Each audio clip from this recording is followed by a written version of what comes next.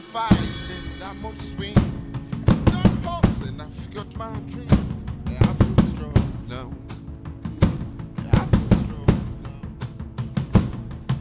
Softness when I'm mad, I did.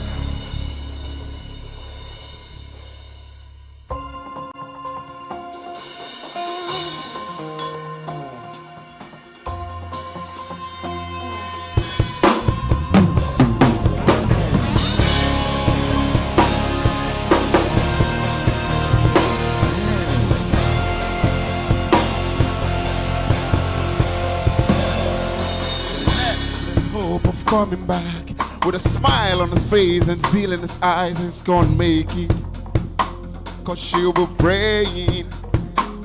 She said, babe, I know you got this, cause you're coming back here for me when you make it, cause I'll be waiting. Now he's been gone far too long, and she's a woman time is short. She's fighting society and menopause and her restless family. Although she has good intentions, her life has been in cessation.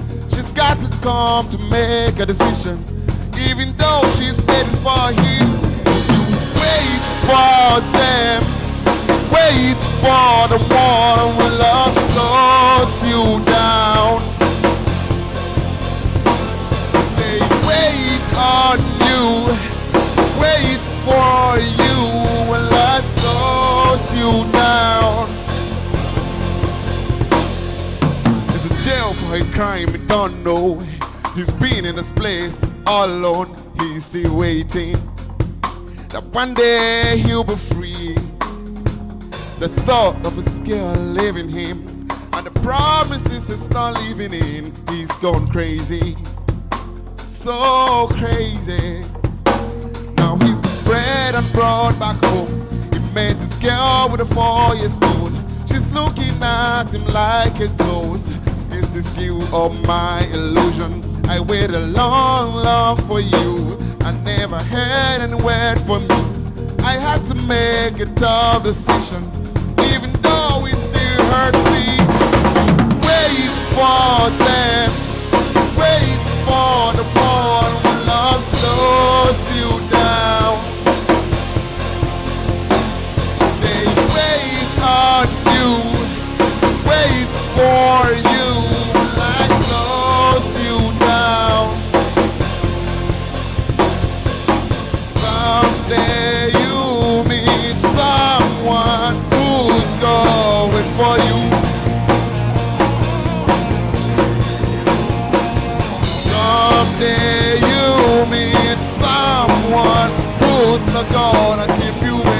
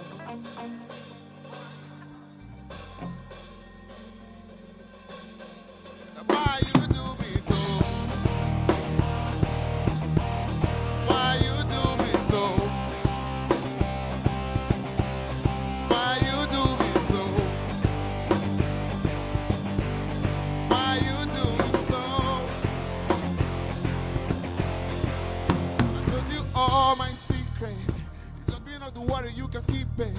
But you they stab me for my back. You told me not to shout is a mistake. I've got scars and deep pain. You looked me in the eye and said it's okay. Oh, I believed you. Yes, I believed you. I told you all my mistakes. You looked me in the eye and said it's okay. But within me, I know it's not safe. You don't took me for my back, my sister, not be fair play. The body's done and upside down. Everyone need a helping hand. So why you do me so? Why you do me so? After all I've been through for you, after all we've been through together, that even when nobody there for you, after all I've been through for you, then why you do me so? Why you do me so? Why you do me so? Why you do me so?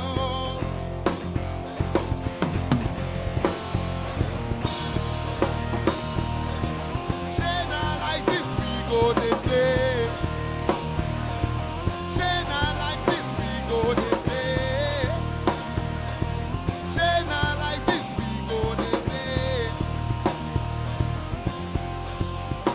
After all I've been through for you, after all we've been through together, that even when nobody there for you, after all I've been through for you, then why you do me so? Why you do me so? Why you do me so?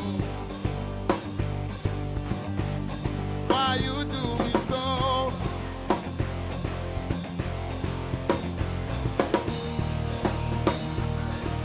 Shana like this we go the day. Shana like this we go the day.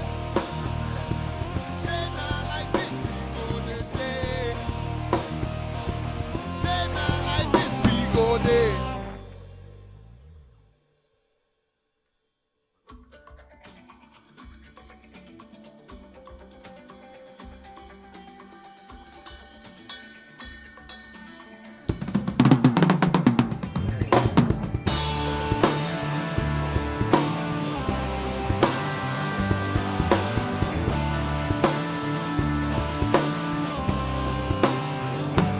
Ah, we day.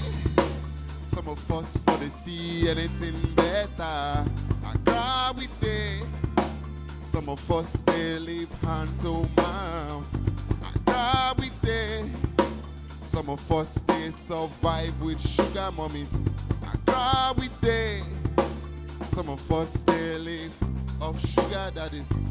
We the see things and we know things where they happen. Believe me when I tell you things that go on.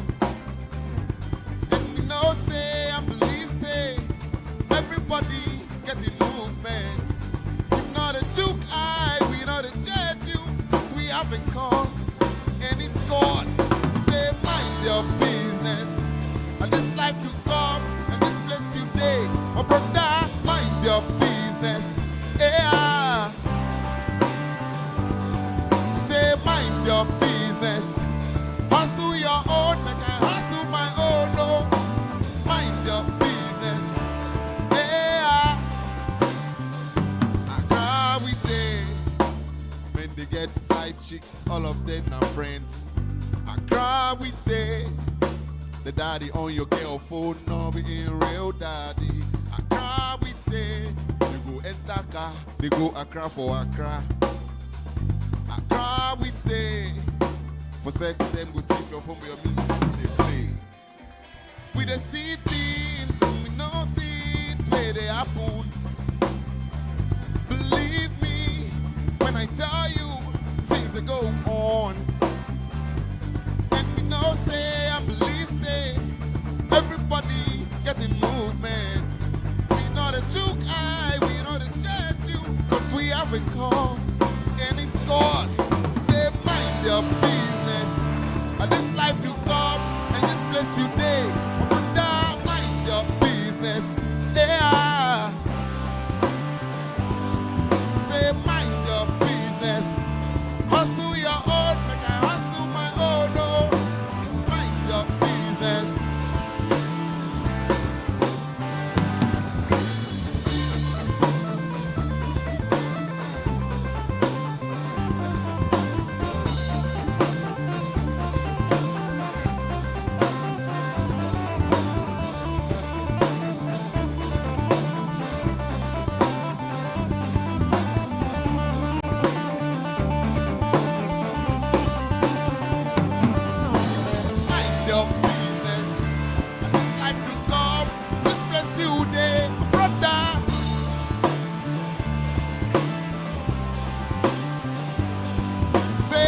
mind your business.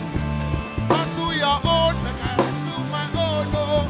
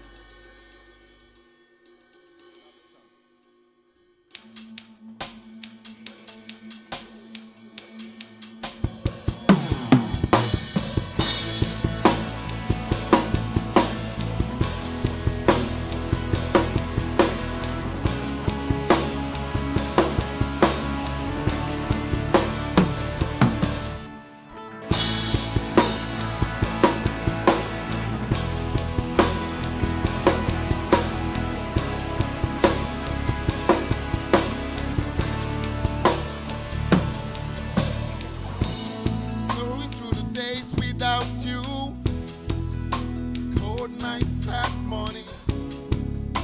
Remember when it was just you and me? I'm losing sleep cause you're not here. I'm living my biggest fear, that to see my heart break again. Holding on when I should let go. I'm in love with the memory. Can we give love a chance again? Can we give love a chance again? Can we give love a chance again? Can we give love a chance again?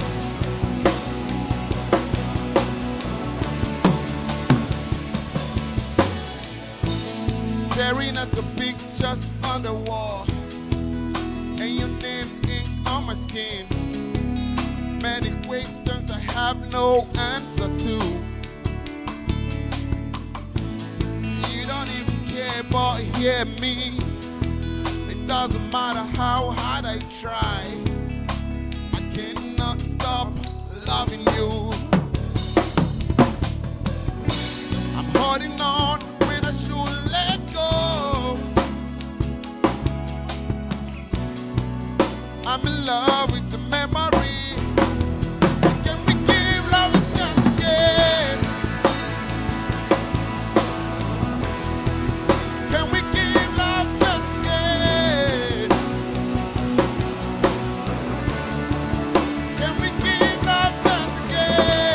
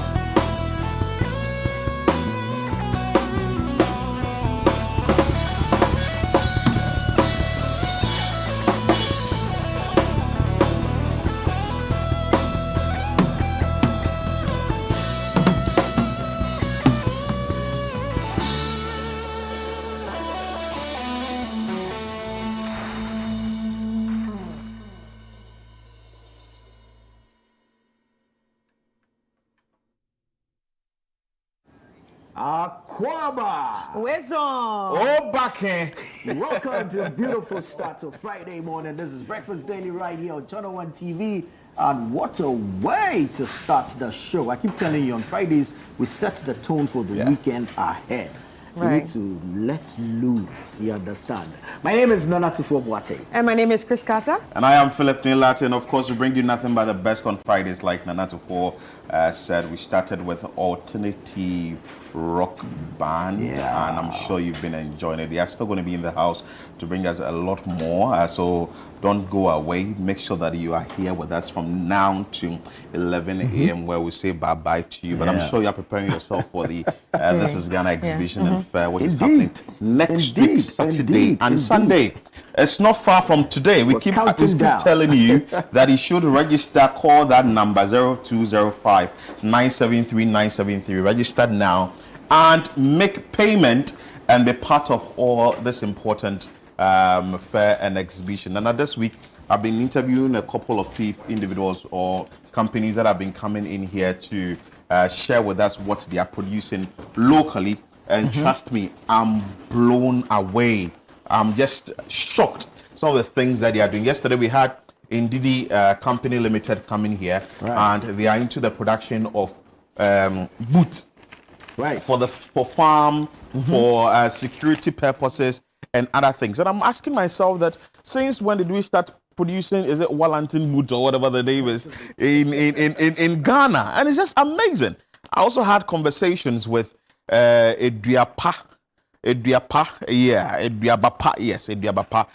She's also into sort of packaging or like cocoa powder, when it comes to coconut powder, fufu powder, and all that. Interesting one too in this country. So we just keep saying that if you do not try and be part of this important fair that will be happening next week, Saturday and Sunday at the Ifwa Sunderland Children's Park, then definitely you are going to miss out, because government officials, GEPA is in there, Ghana Exim Bank is also in there to support your local business and give you the best. So I don't know what you are waiting for out there to be part of this all-important event. Make sure that you are part, because we promise you a lot of people coming in there to buy your product and also network. You mentioned the Ghana Exim Bank, GEPA, the Ghana Export Promotion Authority. They will all be there. Who will also be there is the Ghana Enterprises Agency. They will be there. EcoBank will be there. MTN, Side Hustle by EK Brand Consults will also be there. Twelum Industrial Company, Built Financial Technologies, FVV will also be there. So, you don't have a reason to miss out. Just show up on the 6th and 7th of September.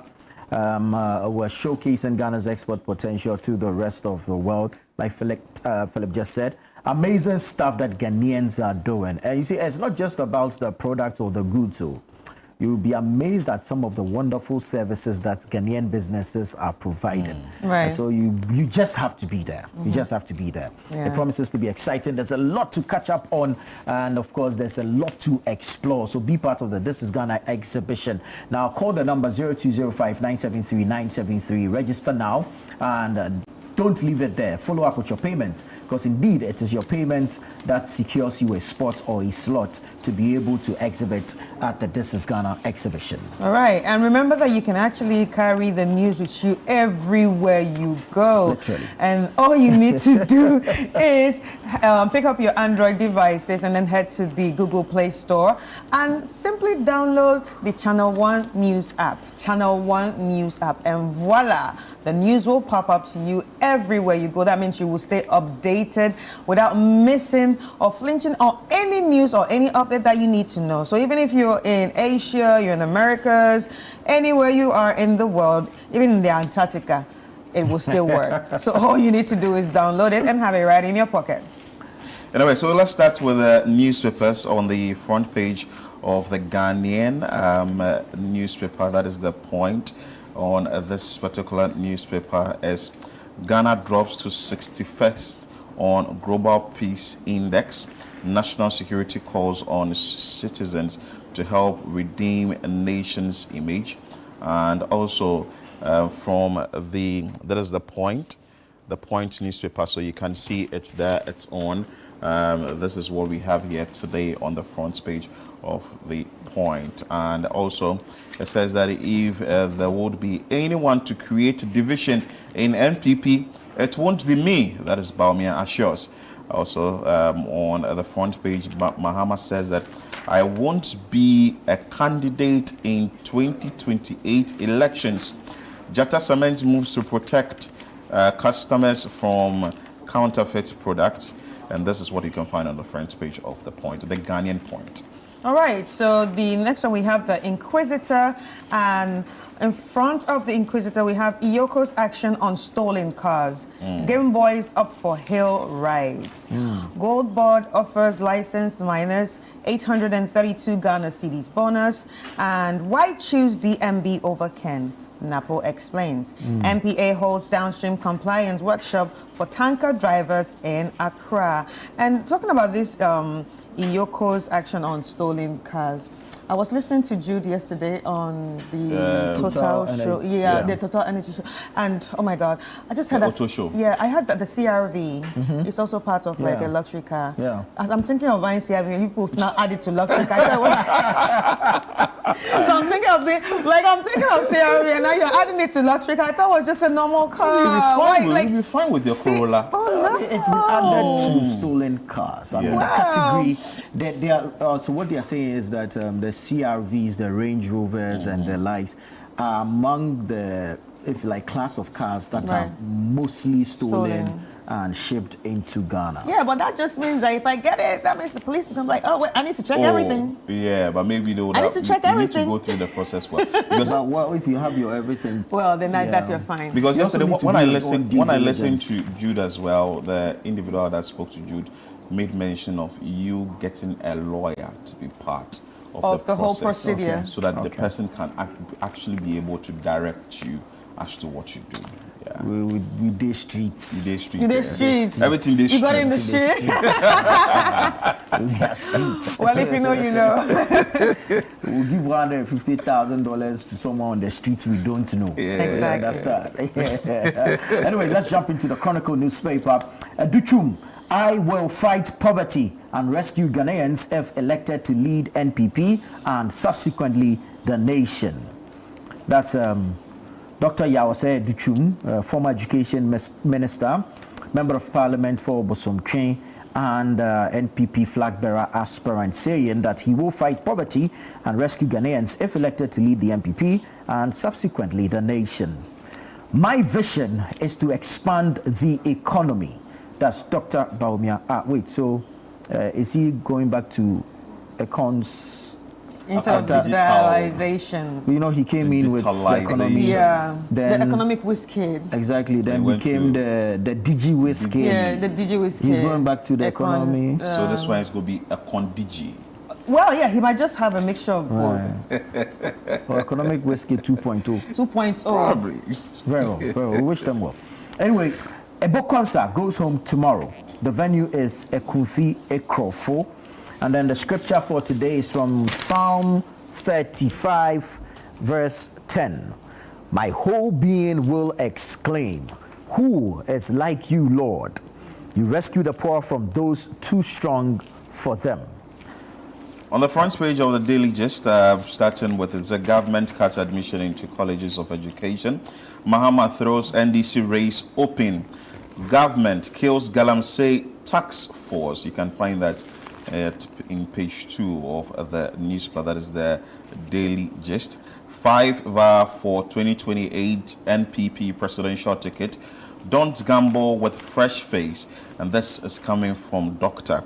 Ahmad Baumia and Kojo Ponkruma Bills School. And you can see a picture of Kojo Ponkruma with some of the school projects. This is on the front page of the Daily Gist. All right, on the front page of the Herald, we have multi-million-dollar private deal frustrates 150,000 national service personnel. Hubtel fingered in bitter turf war against NSA payment platform.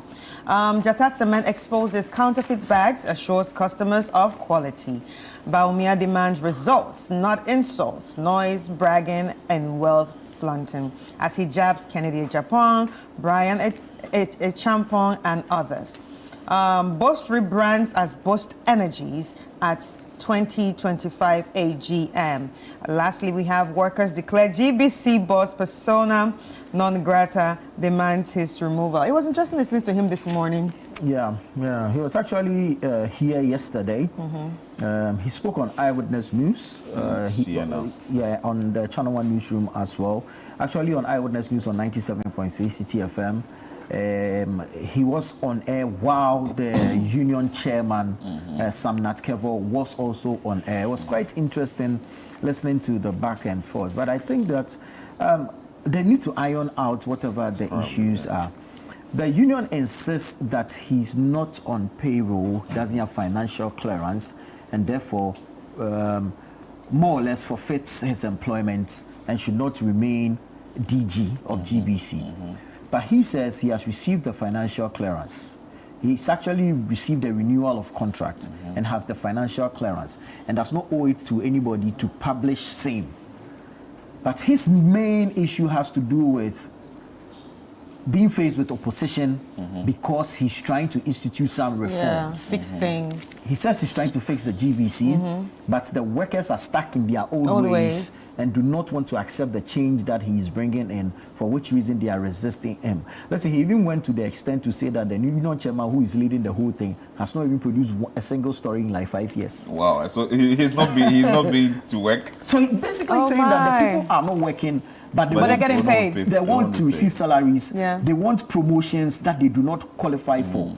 If you listen to his explanation, he's saying that the people think longevity amounts to promotion. Yeah. For how long you've been there? Qualification. Yeah, exactly. But of course, It's the more about Public Services qualifications and what Commission you've worked has on. the criteria for promotions, and you need to at least qualify, be an HND or a degree holder to at least work in certain positions within the organization. And basically, this is why he thinks he's being opposed. He's facing such stiff opposition, such restrictions. Why the people want him out? But if indeed what he's saying is anything to go by, then really I think the union don't have any point. But I also think that there should be a higher body coming into this, because I know this place is under the supervision of Felix Ofosu. Yeah, Kwachu Ofosu. Kwachu Ofosu. So if what is happening at GBC, and we know the nation's broadcaster, and we are having issues within, it's going to affect almost everything there. So if you have a higher body coming into it, sit down with them, address the issue, see who is wrong, who is right, and find a solution to the problem. Because if this continues for a very long time, then what becomes of the station? I think they can address it. I mean, they should try and address this. Yeah. Anyway, on the front page of the Daily Graphic Greater Home Fair partnership key in affordable housing delivery. This is from developers. And also Retain Me, NPP flag bearer, that is coming from Baumia. Daily guide. Let me bring you the daily guide. Okay, you have the informer. Yeah. Okay. So the informer, I won't run in 2028, Mahama declares. Right. I mean, he's been ringing this for Dowden Thomas's. School placements, GES warns against middlemen. Ridge Hospital assault, GRNMA rejects committee report. Big one here, NPP standard bearer race.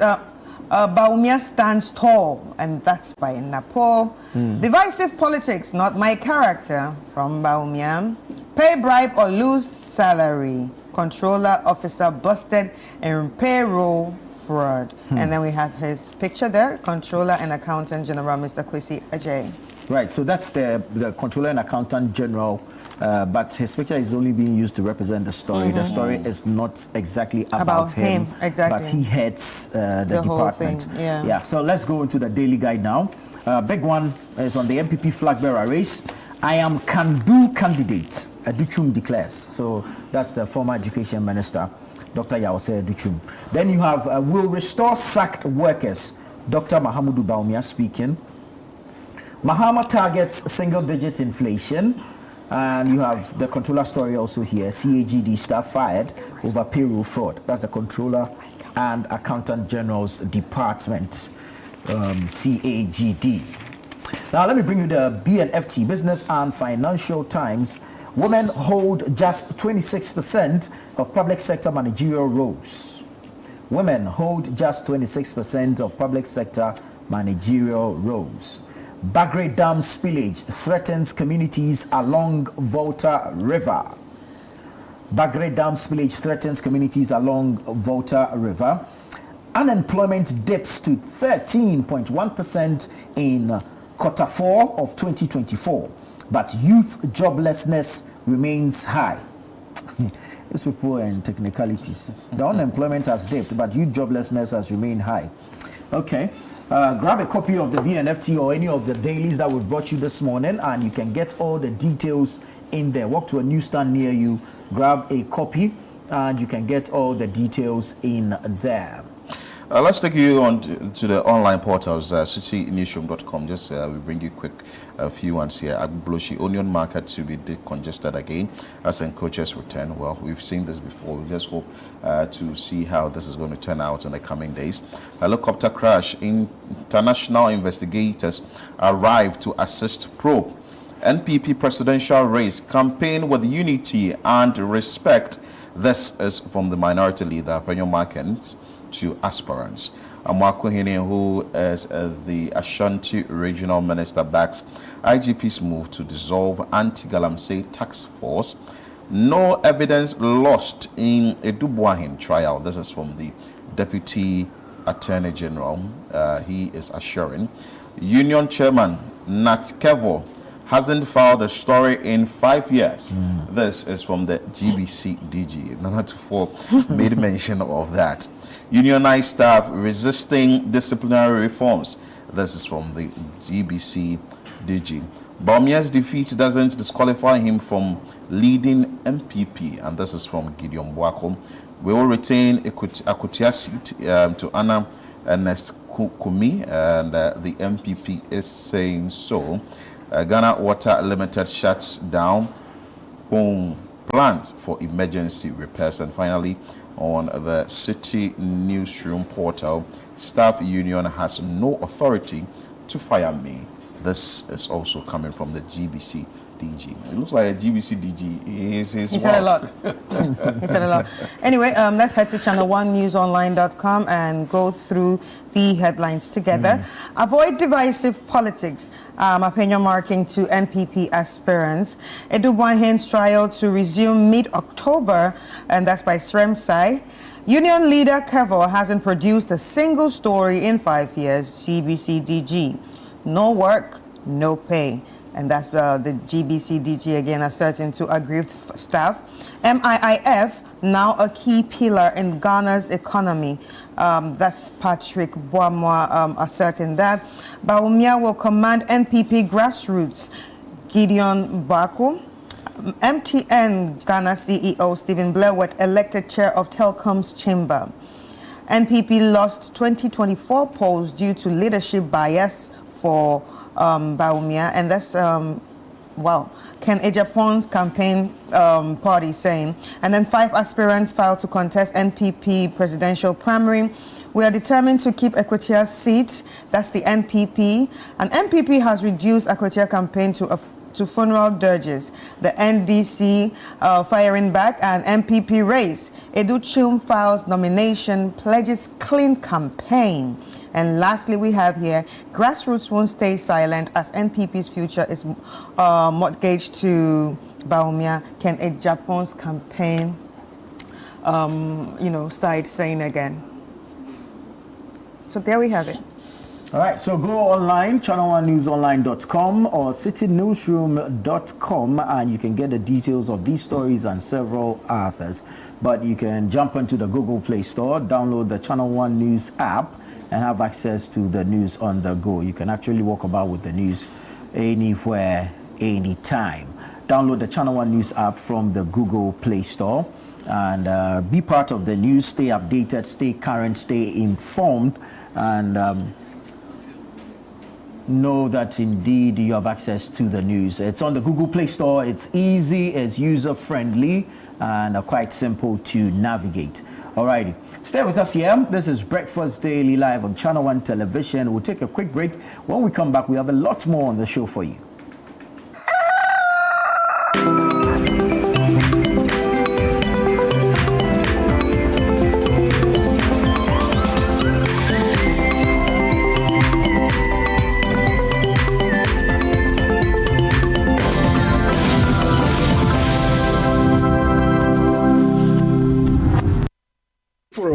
shopping destination for all things made in Ghana? Eager to experience a remarkable fair that showcases the richness, creativity, and innovation behind Ghanaian products and services? Then get ready for the This is Ghana Exhibition 2025. The This is Ghana Exhibition highlights the brilliance of Ghanaian entrepreneurs, artisans, and businesses who continue to shape the narrative of homegrown excellence. This is Ghana's biggest trade fair and exhibition, bringing together SMEs, startups, research and manufacturing sectors, indigenous corporate bodies, and local creatives in one exciting space. The This is Ghana Exhibition 2025. Come explore, engage, and be inspired by the businesses and brands that are redefining made in Ghana across every sector. Get ready to be thrilled by live performances from Kwampa and the electrifying Inchin Band, adding music, rhythm, and culture to the celebration. The dates: Saturday the 6th and Sunday the 7th of September 2025. Time is 10 a.m. through to 5 p.m. each day. The venue is the A4 Sutherland Children's Park. For enquiries or participation details, call us on 0205 973 973. The This is Ghana Exhibition 2025 is powered by Channel 1 TV and 97.3 City FM and is proudly sponsored by MTN, EcoBank, Side Hustle by EK Brand Consult, Ghana Enterprises Agency, Ghana Export Promotion Authority, Ghana Exim Bank, and AVV Rise, and is supported by Twillium Industrial Company Limited and Built Financial Technologies.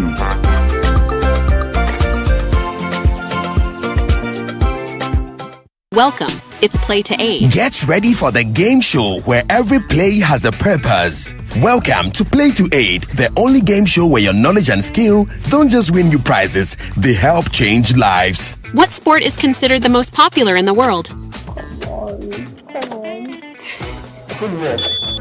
Every point you earn goes toward real-world support, from school supplies to health kits, clean water to emergency relief. Play smart, play big, Play to 8. Catch all the action, the drama, and the heat. Most commonly spoken language in Brazil. Portuguese. Play to 8 every Sunday at 3:30 p.m. only on Channel 1 TV. Edna, let's begin. The Play to 8 game show is proudly sponsored by Tang Palace, Giraffe Island, and VVIP.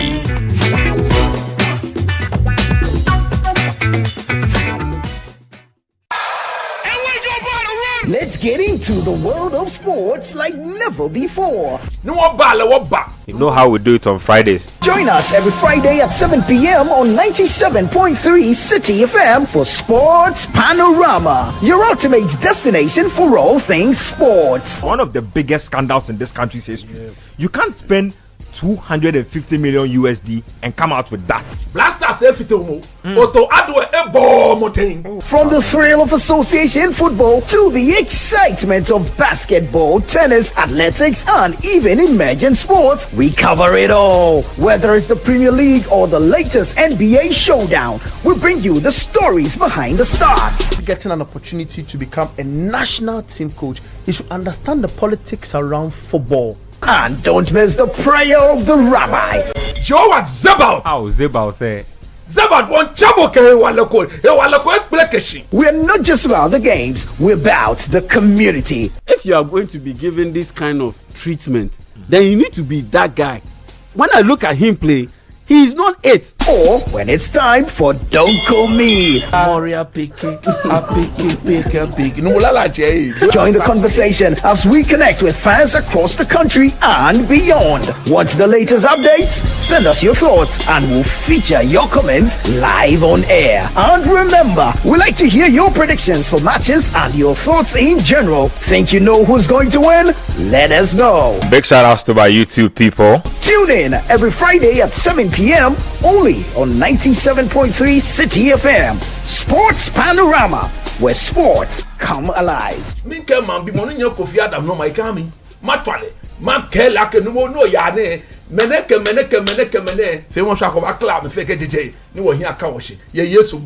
Amen. Sports Panorama, your weekly sports fix. Don't miss out on the action. Sports Panorama. Catch the excitement every Friday. It's time to promote volunteerism, active citizenship, and patriotism in Ghanaian society. Where we shine the spotlight on the unsung heroes among us. Today, we're not just launching a program, we're igniting a revolution of skills, dreams, and hope. On Volunteers TV, we highlight and celebrate people and groups that are great examples to us all. Every single region in Ghana, we're doing something. Good. So no one's being left behind. Over 800 kids that come to school. So having an extra classroom, extra resources will be really, really beneficial. If you're a volunteer, you are actually serving because you are giving up your time and resources for nothing in return. Volunteers TV, Sunday at 6:30 p.m. only on Channel 1 TV.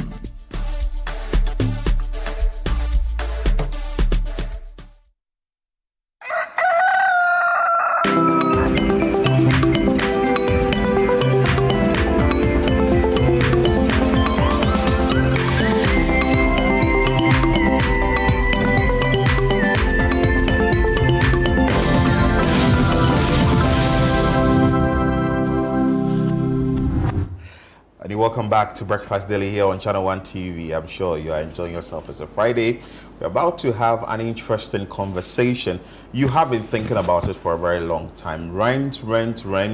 What goes into it? What am I supposed to know as a tenant? What is the landlord supposed to do for me as a tenant? The landlord, at what level can you go with maybe charging or the rent that you're asking the tenant to pay? The other issues too in the house, what the rent controls department's role is in all these and all that. But in studio is the head of PR and senior rent officer for the Rent Control Department Ghana, Emmanuel Posu, who is joining us in studio for us to discuss this thing extensively. And I'm sure, Nana, we've been talking about it a lot more in the newsroom and even on the set. Because not long ago, we saw something on social media that is trending that reduce rent charges or reduce rent fees and all that. But today we are in studio to have conversations on that. You can join us with your suggestions, your messages, and your comments. Your questions exactly. Well. Via our WhatsApp line 0204447033 is going to be posted on the screens, and you can see that. But you're welcome, sir. How are you doing? Thank you. I'm doing great. Yeah, doing great. First of all, let's understand the role of the rent control department. Okay, thank you very much. You know, as a department, we basically dwell on laws to do our work.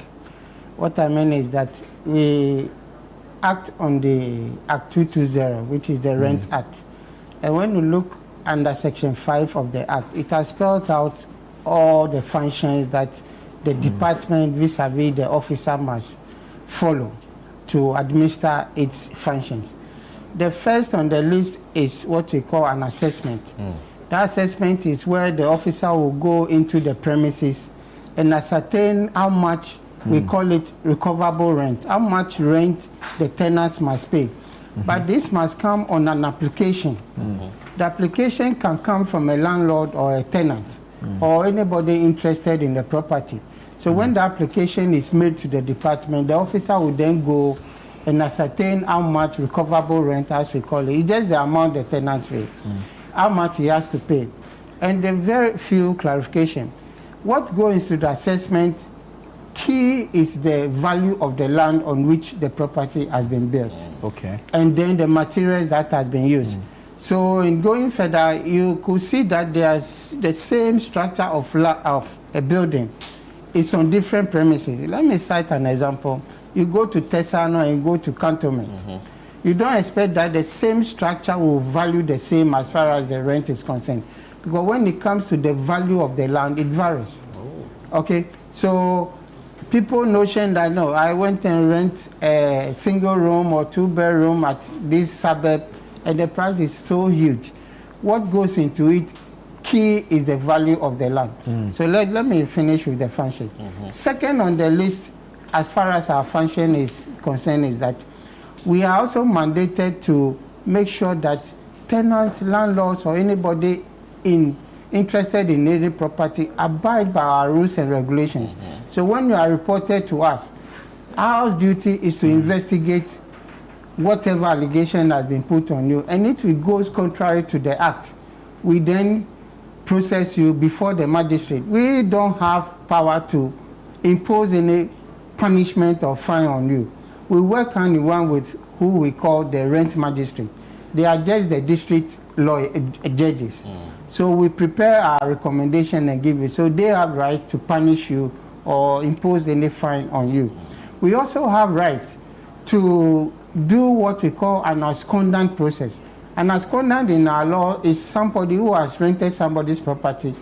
The time has reached or the time has not reached, and the person has run away, basically. So when it comes to that, you, the landlord, has no right to force and break into the property or the premises and then just pack the things out. When you do that and the tenant comes and they say, no, I've lost my good, it will be lie on you to But pay. in this case that I've been asking the tenant to move out for a very long time, you are not paying your rent for, say, 3 to 4 months. You are in the room. I've come to report to rent control. Rent control has served this individual a letter or has come there to inspect. And maybe I can't even go to the extent of threatening him or her with the police. What am I supposed to do as the landlord? Okay, so the issue is that you cannot take the law into your own hands. There are laid down procedures, and you cannot forcefully eject any tenant from your property. No matter how offensive, no matter how, whatever the person has done, you cannot forcefully. What any offense committed by any tenant, you need to follow the due process. So this abscondant process is what I'm preaching now, that if the person has run away, and you even know that the person has run away, you don't have right to break into the property and pack his things out and recover your possession. What you need to do is to report either to the magistrate or to the rent control department. We have a form which we will paste in front of the premises for 14 days. After the 14 days and the person does not appear, what is on the notice is we are inviting the person to our office. That an allegation has been made that he has run away, he or she has run away, and that he is owing so much or something. After the 14 days, if he or she does not appear, we move to the magistrate and ask permission, and the magistrate, as a judge, will give us that order to force and open the place. Okay, so these are the process. And even after that, we give you the belongings to keep safe for another period. You mean the landlord has to keep it for a period. Wow. Okay. You've taken after my that room period to find a storehouse for your belongings. Can you imagine? You know, this is why any business you want to venture into, know the rules and regulations surrounding them. Wow. Okay. So that if you go and do something contrary to our laws, the person that is owing you so much, then you put yourself in trouble rather. So these are the laid down procedures. And just as I said, after you keep safe for a period of another 14 days, and the person still does not appear, we go to the magistrate again and ask the magistrate what we should do with the belongings. So it's the discretion of the magistrate who will determine that no, because of the nature of the items, sell them in a way of optioning. Then if there's any money that has to be given to you, to be given to you, the rest will be asked to pay into the consolidated fund. Or based on the nature of the items, the judge will decide that no, send it to an SOS village or any orphanage. So these are some of the processes. You ask of an inspection. The inspection, as I said, is on an application. Okay, we can come and then see the deterioration of a property as a tenant. Probably you paid for a rent. You realize that a month or two, the thing has started deteriorating. You can apply for this inspection. We will come and look at it. Based on that, we will determine that no, because of the nature of the property, we will slash the rent down for it to compensate you for the period that you stay in the property until you vacate from the place. So these are some of the functions we perform as a rent control. Before we go on to other functions or other demands that may be made by either tenants or landlords or landladies, I just want to know where you draw your authority from. And I'm asking legal, where you draw your authority from, and are you a department of an organization, institution? Are you autonomous? Are you government servanted? Okay, so we are a government institution, a government department. We are under the Ministry of Works and Housing and Water Resources currently. We draw our power from the Rent Act 1963, Act 220, right, together with the Rent Control Law 1986. We are trying to consolidate these two acts so that we can have one strong act. We are in a review process to consolidate and then include these recent housing issues. You know, the act was passed in 1963. Very archaic. We are suffering in maintaining it because there are new things that are involved currently. So we are currently we are meeting stakeholders to involve current situations so that we can have a very strong act or law that will govern the rental industry in the country. And this act empowers you to do what exactly? You've given some explanation, but basically it's to act as an arbiter between tenants and property owners. Exactly, and not just that. Just as I mentioned, we have right to do certain things, but at the end of the day, when it comes to enforcement, we liaise with the magistrate, that is the district court, who has to enforce any fine or any punishment on any tenant or landlord who has offended our laws. But this thing that you made mention of the fact that you would have to go get order from the court before you can remove a tenant's properties from his or her room and also keep it for some time and all that. What is the duration? Because I know people dealing with such issues may have said, oh, I have been at rent control for the past 3 months, I have been going and coming for 4 months, 6 months, and nothing has been done about it. Okay. So we have some guidelines as far as our LI is concerned. We sit on average of 2 sittings to make a determination.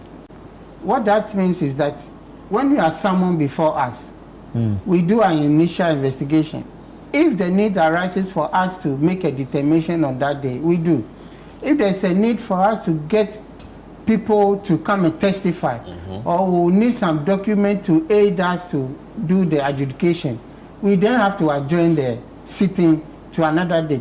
Sometimes the sittings may take some time because of the nature of the case, but we take an average of 2 sittings. The duration about the abscondant, that one is specific in the LI. What that means is that the first 14 days is for the notice. After the 14 days, and we ask, the permission from the magistrate does not take time.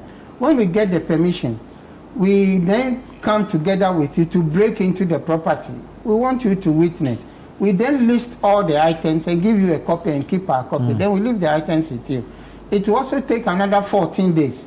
If the person does not appear, then we move. So roughly within a month, as far as the abscondant case is concerned, we should be able to solve it. But when it comes to the normal adjudication, like a tenant is owing you, with the law frowns on that, no tenant has right to owe you more than a month's rent. So people stay 6 months, 3 months, just having sympathy on the tenant. But when you do that, you are punishing yourself, because when it comes to the legal process, it's not just one time. You come to the office and then we have to come in and then issue or recommend an eviction. After a month, you should start the recovery process, so that if you take another month, within 2 months, you should be able to get your property. But sometimes the tenant will come pleading. You give them 1 month, you give them 6 months, some to the extent of 1 year, still owing you. Then when you realize that no, they are just lying to you, now before you come before us, now you spend a year already. Now before we have to start the process, because at the end of the day, the relationship is between you and the tenant in your home.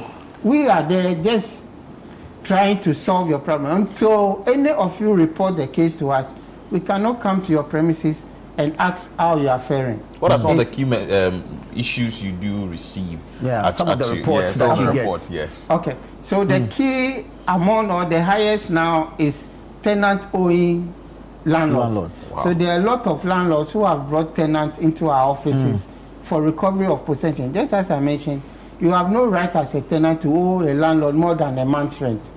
So if you owe a landlord, you know, some of them, that's their business. That's where they get their income.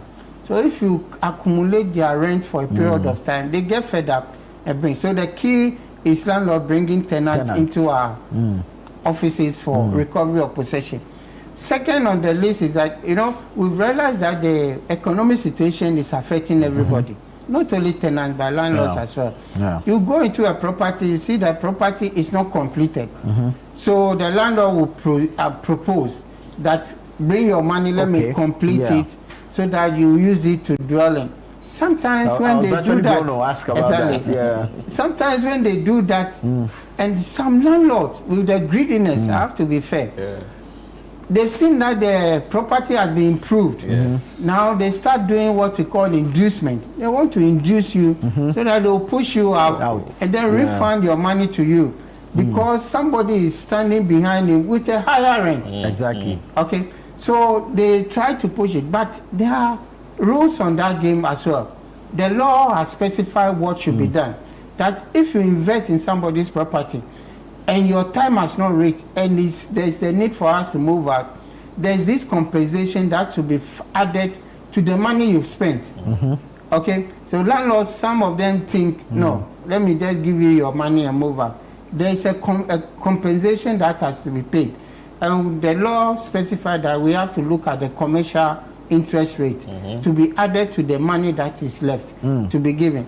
So what I'm saying is that apart from the landlord bringing tenants into our home, there are a lot of tenants also bringing landlord for a refund of rent advance. Okay, rent advance can come. There's one instance I've just mentioned. Another instance that you've paid rent, maybe your work is taking you to another jurisdiction. You cannot stay here and be transporting yourself up and down. You need to recover the rent advance that you've given out so that you can go and rent another place out. The inducement I've mentioned. Tenants are bringing landlord for inducing them. Just about this scenario. Because there are so many greedy landlords. Yeah. I have to be frank. They are very greedy. In the sense that you've paid money, when you were needing the money, you came to me, I've paid you the rent advance. Just 1 or 2 months after, you realize that you can get more than what I've paid to you. Yeah. So you start doing things that you say, no, if you can't, move out. It will just go and get somebody's money and then prepare it for you so that when you move out. So that inducement, there's punishment on it. As I said in our laws, when you induce tenant, if he or she's time has not reached, and you induce him to move out and it's reported, we'll do an investigation and put you before the magistrate for any punishment. I'm enjoying the conversation. Exactly, I have to. The number of messages coming in, I'll be putting some of the questions they are sending to us, but just a quick one from me. What does the law say on rent advance? And how are we enforcing this? I know of a landlord who said, oh yeah, you pay 2.5. What is the half doing there? 2.5 years. Okay, so this issue has come out for a very long time. Yeah. There are 2 categories of tenancies. We have short tenancy and long tenancy. Okay. Under Section 25 of the Act, of which we are to use, it spells out or it defines what the short tenancy and the long tenancy is. The short tenancy are tenancies that don't go beyond 6 months. Okay. So 6 months and below are short tenancy. And under that section, the law demands that the landlord has no right to demand more than 2 months rent advance if it's a short tenancy. The underlying word there is demand. I will come back. If it comes to the long term, that goes beyond 6 months. It can span from 1 year, 2 years, 5 years and above. But when it comes to the rent advance payment, the law says that the landlord has no right to demand more than 6 months rent advance. Under that act or section, there's nothing that forbids the landlord from collecting more than 6 months rent advance. The law says you should not demand. So if I'm a tenant and I come that I have 1 year, at that point it's not you who have demanded it. I'm willing, because of the nature of my work, I'm willing to give you 1 year or 2 years.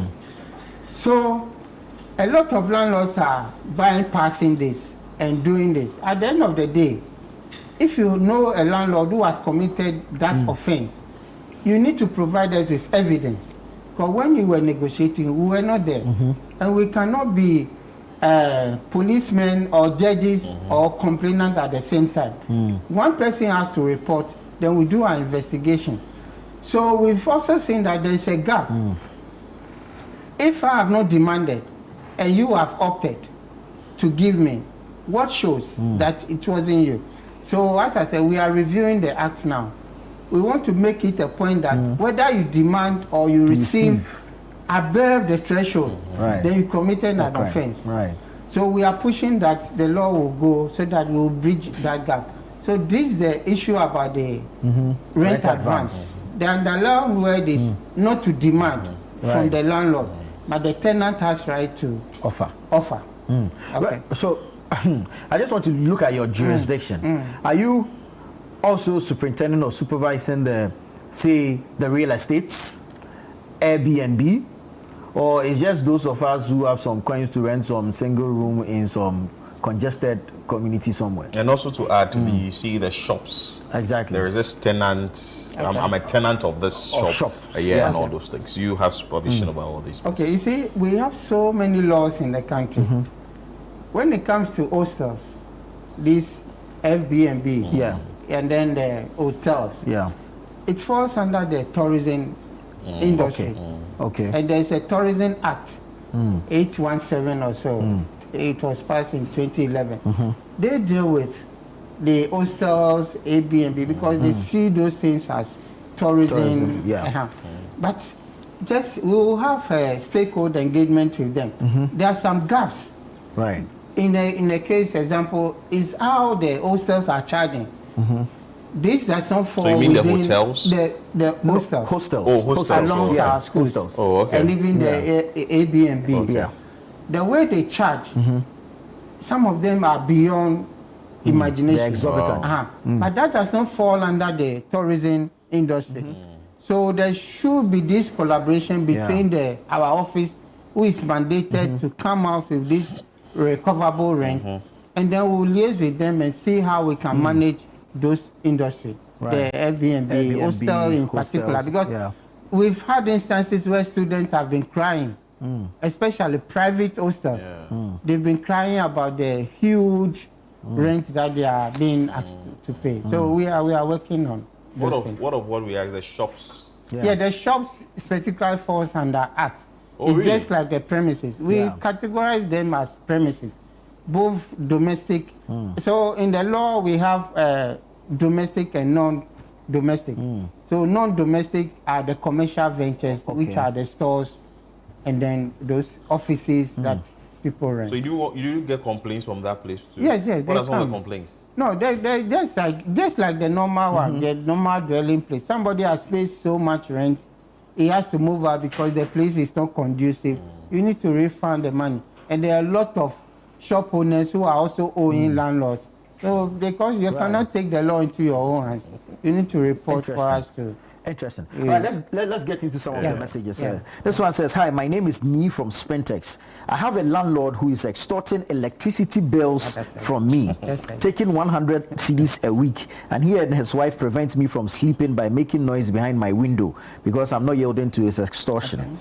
I've reported him to the police and they say that's his habit. He does that to frustrate the tenants so they will leave and then the cycle continues with the next unsuspecting tenants. What do I do now?" So this is the inducement you were talking about. This is the inducement, and the act of the landlord is criminal as well. You know, electricity and water bill, those utilities are not your generation. You are not the one who generates them. The government has subsidized those things for everybody. And if you are part of the premises or the people in the house, when the bills come, it's your duty to show the bill to everybody who is consuming it. You cannot hide it under your bed, and you will determine how much anybody should pay. So the tenant should report to the nearest rent control office, because this is not a police case. It's not a criminal issue. So you should report to the nearest rent control office. You have what you do about it. Exactly. We've been dealing with such things. Right. But the tenant also has the option of securing a meter for themselves? No, it's the responsibility of the landlord. Because at the end of the day, meters are not to be moved from one point to the other. It's not a car that you can move from the other. It's the responsibility of the landlord to acquire meters. So the landlord can opt that, no, I want to give meter to every room. Okay, if the funds is there. And if it's not there, using 1 meter, you should be fair in distributing how much as come as the bill. Right. Okay. Good morning. There's a leakage in the roofing sheet and I fix it as a tenant, or the water closets. Okay, so you're asking if there is a roofing a leakage in the roofing sheet and you fix it as a tenant, or the water closet gets spoiled and you fix it, am I to bear that cost as a tenant, or the landlord will have to bear the cost? Okay, Carry so, from Oyaifa. Yes, so there are the maintenance distribution is clarified that if it comes to internal maintenance, because you the tenant used it, you have to maintain it. When you come and the water closet is fine, and maybe your children or you yourself accidentally you destroy it, it's your responsibility. But when it comes to external, like the roofing, it's an external something. It's not the tenant who maybe have jumped in onto the roofing and has caused damage. Maybe your carpenter or your artisan who didn't do his work well. So it's your responsibility as a landlord. And you, the tenant, has no right to use your own power to fix anything when it comes to the external one. When you want to do anything, the landlord must give you a written consent, not even a verbal one. A written consent. Yes, so to show as proof or evidence. Exactly. At the end of the day, if he has to pay you or he has to add it to your rent, then there's a written consent. But when you use your own power to do it, the law allows you. But what the law also says is that whatever you've done without the written consent of the landlord, when you are moving out, you can take it away. But taking it away, you make sure that you maintain the place as you came to meet it. Right. Okay? It could be an instance that no, the thing is there and the landlord you've reported severally, and the landlord is not adhering to your complaint. Then you can quickly move to us, and then we invite the landlord and make sure that we put right things at there. But you cannot put that you came and you saw tiles, but because of the dust, you want to convert it to, you came to see carpet. Now you want to convert it to tiles. You cannot do it without the written consent of the landlord. When you do it, fine. For your safety, you want to do it. But at the end of the day, when you are moving out, restore my carpet for me, and then you can go away. Really? Yeah. When the tenant has made it beautiful, the tenant can actually destroy it. Without my consent, if you feel like removing it, I'm not giving. I don't have money to pay for it. To pay for it. And this is the condition of the premises as you came. If you don't like it, you go somewhere else. So you leave it in the state you found it. Exactly. If you want to renovate or modify it at your expense, and you are going and voluntarily you want to leave it for me, fine. So what at the end of the day, you have to take whatever you've done. So what if the tenant says that, okay, I want to do it as they modify the place, then the cost you would add it to, or you would use it as added rent. Added rent. So if I'm supposed to stay for 12 months, it's going to be like 13 months or 14 months, depending on the cost I've incurred. Yeah, so that's the written consent that has to come from the landlord. If at that point he decides, no, I won't allow you, you have no right to do it. Wow. But if you come into an agreement that no, you can do it, bring the receipt, let's ascertain how much cost has gone to it. We'll add it or I'll pay you at it. That's the fair agreement between the two of them. There's a gray area in there, and I'm sure it's one of the issues that you have been dealing with. Just give us an idea how you deal with it. The difficulty here is that what if the time I occupied the premise, something was deteriorating, say the water closet, and the moment I used it, it broke, and I have to fix it.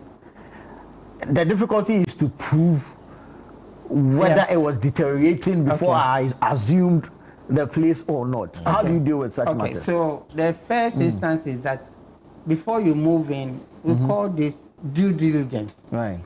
Okay. Sometimes it's very difficult, as you mentioned. Probably if an old woman wants to die and you push the person, it's you who have committed the murder. But at the end of the day, you have to do your due diligence.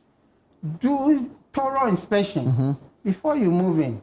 Okay? So at the end of the day, if you move in a day or two and it has spoiled, then we assume if it's internal, then we assume it's you. Because you've not done your due diligence. Okay, so that is the key word. The underlying word is you need to take inventory of what exists. But how will I know, say WC for example, how would I know that W? It's not like a car that I can go with a mechanic to go and check. No, but at the end of the day, those things are basic. When you go, you make sure water is flowing, you flush it at once and see whether it's okay.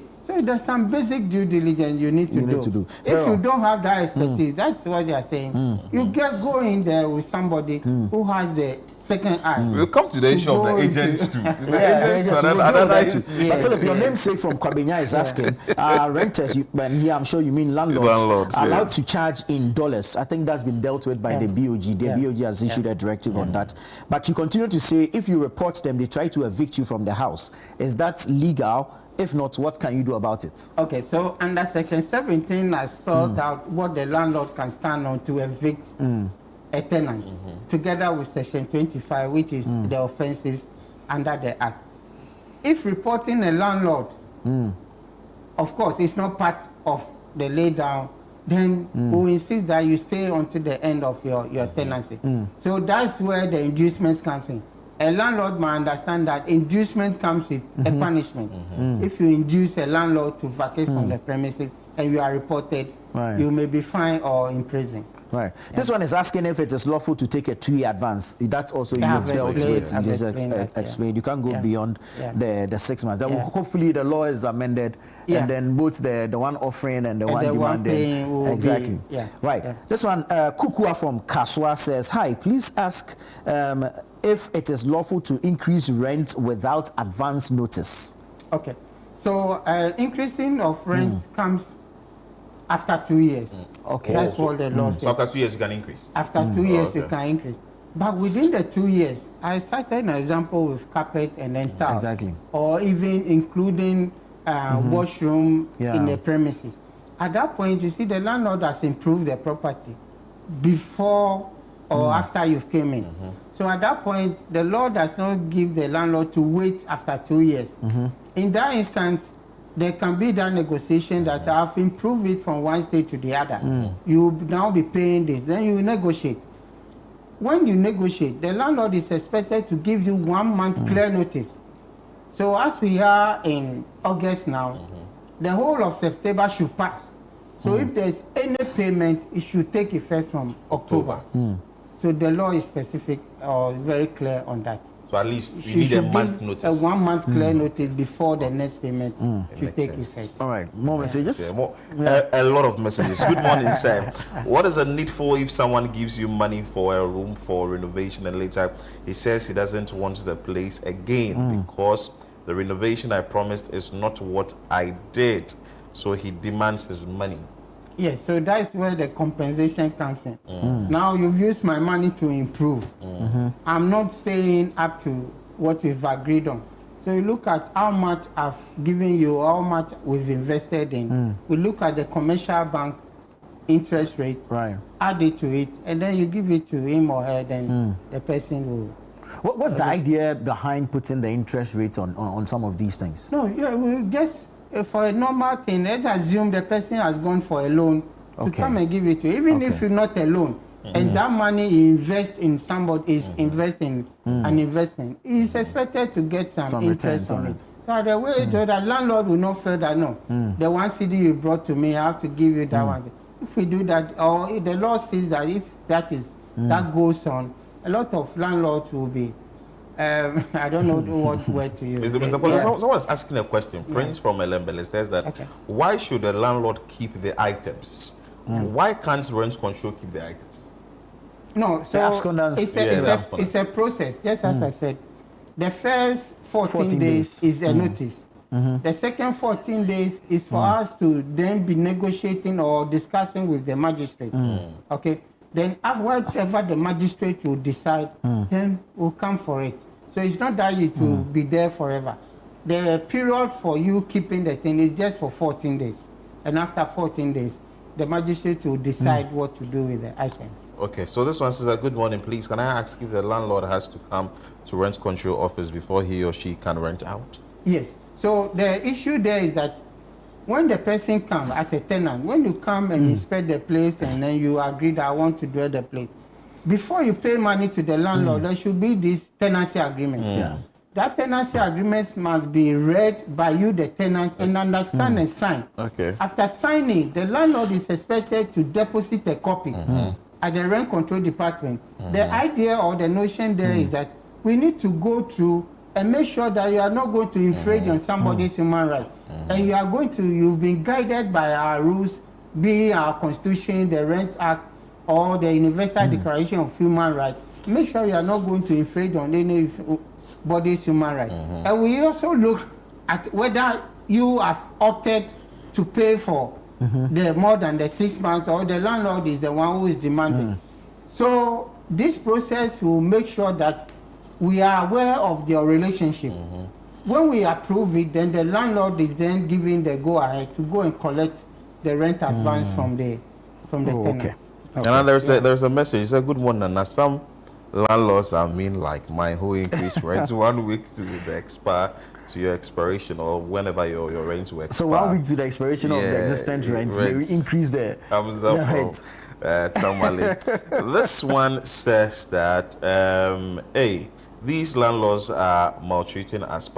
Please ask Mr. Posu whether a tenant has the right to take the remaining of rent paid, because I haven't utilized the number of years or months I intended. Let me just jump on to the next one.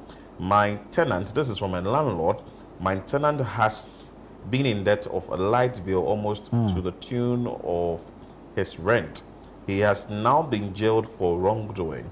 I paid the light bills and requested that his family moves his items from my house, but he refused. What do I do now, since he is spending 2 years in jail? This is from Sir Noah Edum Chrome Ekwapim. Okay, so this should follow the abscondant process. Right. Though we know the person, the law is engaged. At the end of the day, a representative of a family member of the castrated person should represent the person if there is any legal process. But apart from that, it needs to pass through the abscondant process so that we can have these things out of the premises. A lot of messages. A lot of messages are coming in. We need a lot of time. But let me ask you this thing. How many months or what's the period for notifying a tenant that I don't need you in the house anymore? I wouldn't want to rent the apartment to you anymore, and you would have to leave as soon as your rent is expired. Okay, so this should come into the tenancy agreement. At the end of the day, it should be the agreement. But if it's not there, the law states that it should be 0. 0 means you know the end of your tenancy. Before the end of your tenancy, if you don't want to reside at the premises again, you start preparing. Or you, the landlord, if you don't want to renew the tenancy, you give a notice within the period. It shouldn't be that after the end of your tenancy, before you give, maybe you didn't ask your question well. People think there should be a 3 months period for me to go and look for a place. That's why I said it's 0. 0 means at the end of your tenancy, you should move out. Move out. And then that notion, exactly, which means you should start preparing before the end of your tenancy. Yeah. And that notion that period should be free. There's no free rent in the country. So if you are lucky and the landlord gives you a period to look for a place, you are made to pay it. The law mandates you to pay for the period. So there's no 3 months rent free. And there's no 3 months grace period. Right. At the end of the day, you have to agree. If you insert it in your tenancy agreement, then that's fine. It's bind on you. Interesting. A final one before we let you go. Does the tenant deserve or have a right to, let's say, first buy if the landlord decides to sell the property? Or if there's going to be an increase in the landlord has a higher offer, does the tenant have a right within the law to be given the opportunity to meet the new rent or even to buy the property when it's up for sale? Okay, so when it comes to sales of property, it's out of our duration. Right. But it's similar to rentals. Rental means when I'm in a place and there's the need to do a thorough renovation, the law requires that I should be the first option. Okay. When after the renovation to come and draw the place again. So that's what the law says. I'll just chip in with the Real Estate Agency Act. We deal with the agents and brokers. Okay, but we may come maybe another time. Sure. Because it's a very huge area that we need to discuss. Is there a format for the tenancy agreement? We have a sample. Okay. Basically, what has to be there is your details as a landlord, the details of the tenant, your right and responsibility being a landlord, because you all have right and responsibility in the house. You need to get witnesses. You need to state the commencement date, and then the end date. Right. The amount you are paying and how frequently, or the means how you will be paying it. So these are basic things. But as I said, it varies from property to property. You can include a lot of things that will suit the two of you. But there is a basic one. We have samples in our offices. Any landlord which has the responsibility to draft the tenancy agreement, you can visit us, we'll give you a sample, or just visit any lawyer who can help you to draft the tenancy agreement. Mr. Kwasu, thank you so much. This has been very informative, very educative. But just a quick one. Do landlords have to register their properties with rent control? No, we call it vacant premises register. Okay. But because of the housing deficit, we've seen that before the landlord even tried to move from his house, there are about 10 people looking for the same property. So how then will he dodge or forget about those things and come to our office to come and register the same property? Then we will now look for another, or people roaming about looking for property to come. At the instant, immediately in front of us, he has people to take the property already. So we have, it's part of our duties to register those vacant premises. But those ones, we cannot move into the property. This is the landlord who has to come and register. Right. But because of the housing deficit, we have zero. I've really learned a lot. And we said we talking about the agent. This is a good one. That's the final one. Good morning. Some landlords, the room is available, but they would tell you to go and come back with an agent. Meanwhile, the agent is going to take back 10%. So it seems like they have plans with the agent. With that, what are you doing about this agent matter? Okay, so in 2020, there's this law which was passed, which is the Real Estate Agency Act. Currently, there is a council who is to administer and make sure to implement this. What is in there is that they are going to manage and control whoever calls him or herself agent or broker. And in that sense, they will be training anybody who calls himself agent or broker, issue license and certificate. And then they will be doing inspection of your offices, okay, as well as coming out with fees and charges, so that this 10% left and right will be a thing of the past. Wow. And then, currently the Rent Act stipulates 5% of the services you've rendered. Okay. But with the passing of this law, the Real Estate Agency Act, the council is to come out with the fees and charges.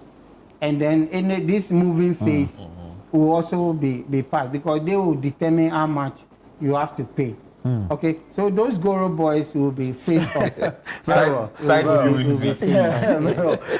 Kwasu, thank you so much. We're grateful. We'll find time to do this, because it looks like there's a lot of information and a lot to discuss in there. But thank you so much. This has been very, very informative.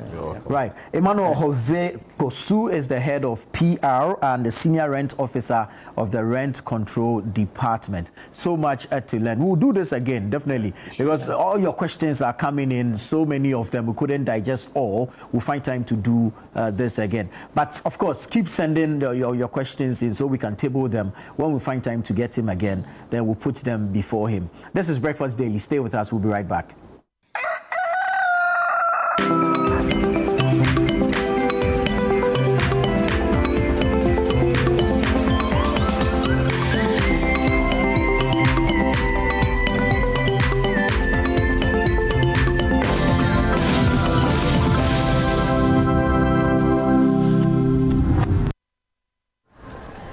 Life can get hectic, and sometimes we forget to prioritize our well-being. That's where Vernon Mineral Water steps in. A refreshing solution packed with essential minerals, Vernon Mineral Water keeps you hydrated and balanced. Whether you're at home or work, Vernon Mineral Water is there to keep you going. Don't let a busy schedule hinder your health. Make Vernon Mineral Water a part of your daily routine. Share the love with Vernon Mineral Water, the choice for a healthy, vibrant you. This advert is FDA approved. Introducing Betway's Bet Influencer, a groundbreaking feature where you can make money by just sharing codes. He just needs to share his codes and make money. The more his codes are used, the more money he makes. Oh yes, so what are you waiting for? Anyone can be a bet influencer. Share your codes and make money. Bet Influencer, another world first from Betway. This advert has been approved by the Gaming Commission of Ghana. Betway, get way more. This August, get ready for an unforgettable night of worship and celebration as Perez Music presents Glorified, dubbed His Love and Kindness. Ministering live, Perez Music, alongside the legendary Daughters of Glorious Jesus. Also ministering Joyful Way Incorporated, Minister Gabi Akwe and Edom Evangelist. Join us on Sunday, the 31st of August, 2025 at 4 p.m. sharp at the Victory Bible Church, Awoshi Dominion Sanctuary for an evening of powerful ministry and praise. It's absolutely free. But if you would like to support this ministry, you can do so by purchasing our special event merchandise or call 0557 116 607. That is 0557 116 607. Let's come together and raise a sound of gratitude for God's love and kindness. It's going to be nothing short of heaven on earth. This event is proudly sponsored by Eddie's Pizza and powered by Rima City of Worship. Media partner City FM and Channel 1 TV. You've seen nothing yet. This Big Brother Naija Season 10. It's 10 times the drama, 10 times the rivalry, and 10 times the game. This is certified. No zero, no minus. Big Brother Naija Season 10. Showing 24/7 on DSTV and on GoTV. Gold sponsor, Guinness.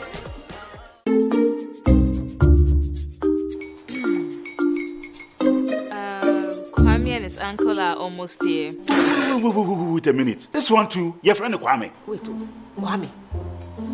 As in the same Kwame again? Yes, mommy. I'm the second coming. Into all this tension just to reintroduce that broke boy from Kaswa. Why would you deceive the family like this again? Now I understand the whole delay. Trout from Kaswa here. Why wouldn't he be late? Or be late? Of course.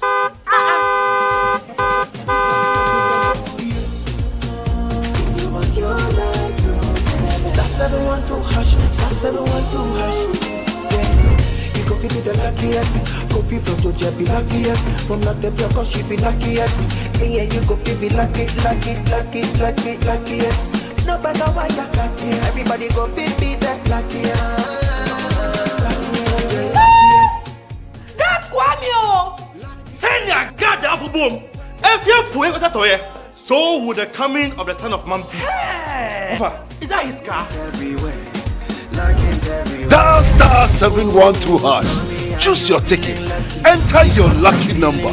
Follow the prompt and let destiny handle the rest. This promotion is regulated by the NLA on the Caritas platform.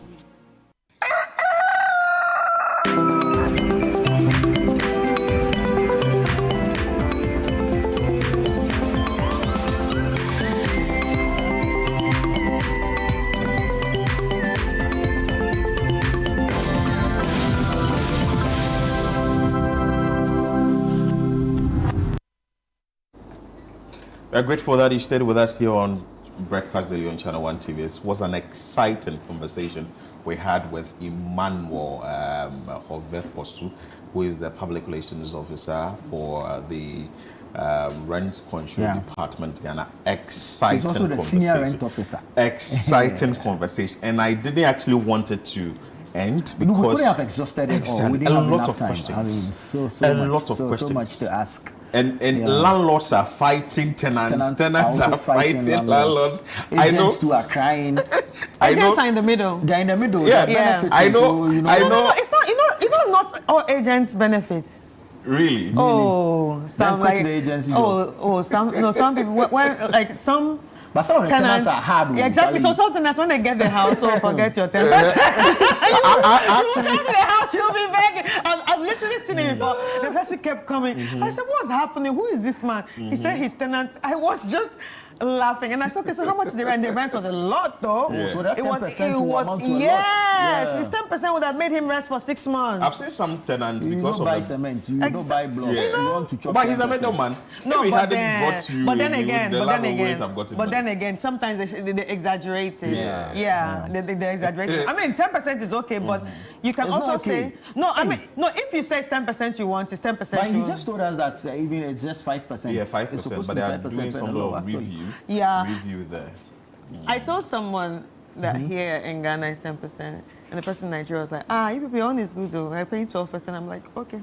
Wow, I know some tenants who actually leave home in the morning and they won't step foot in the house till like it's evening because they are fighting the landlord. And yes, is I come home, I sleep, I don't even look at the landlord's face.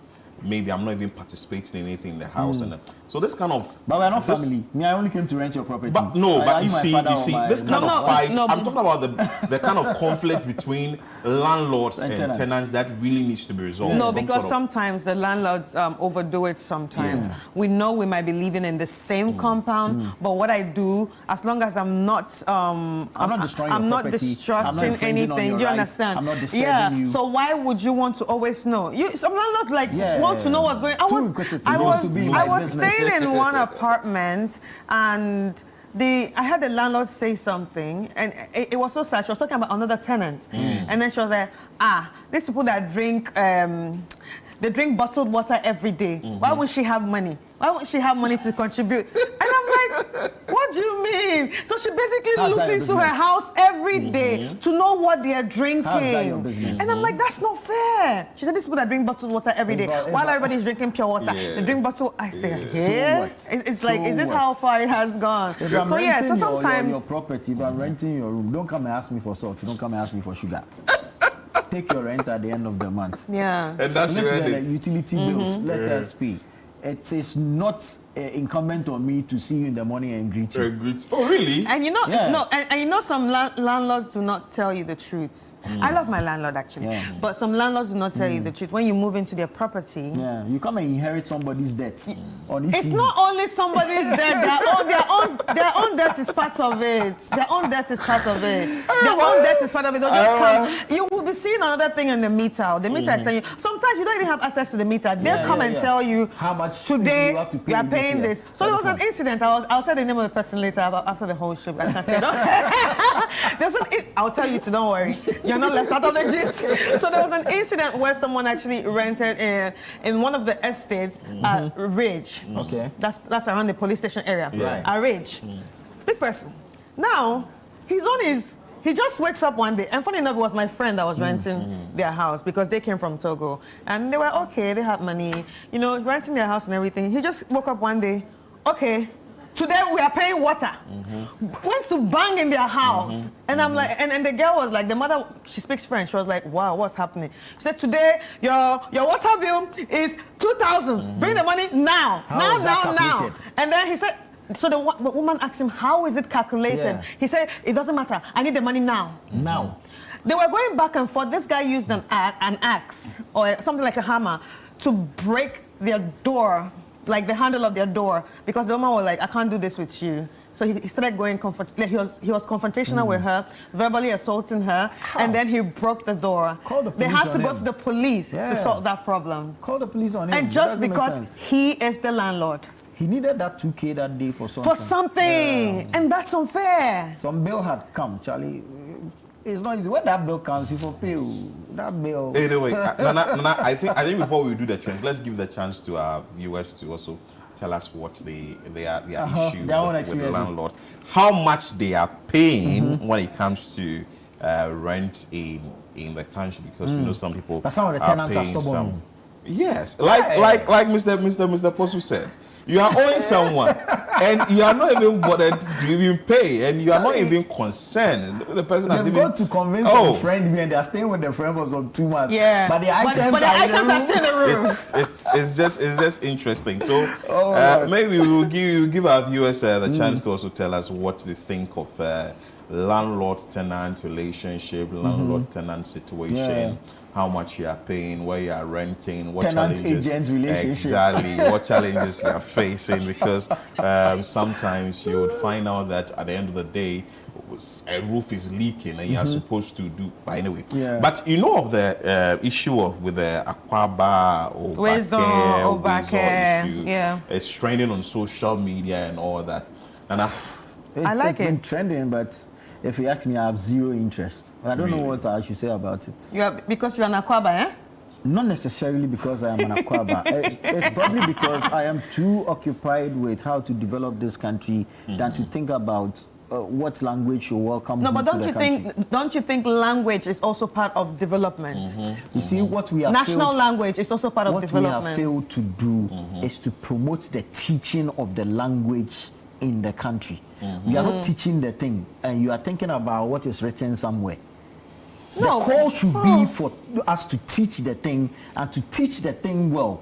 Listen, whether we like it or not, there is duplicity or multiplicity of languages in this country. Yes, we don't speak one language. We understand that, but okay, let me use Nigeria for example.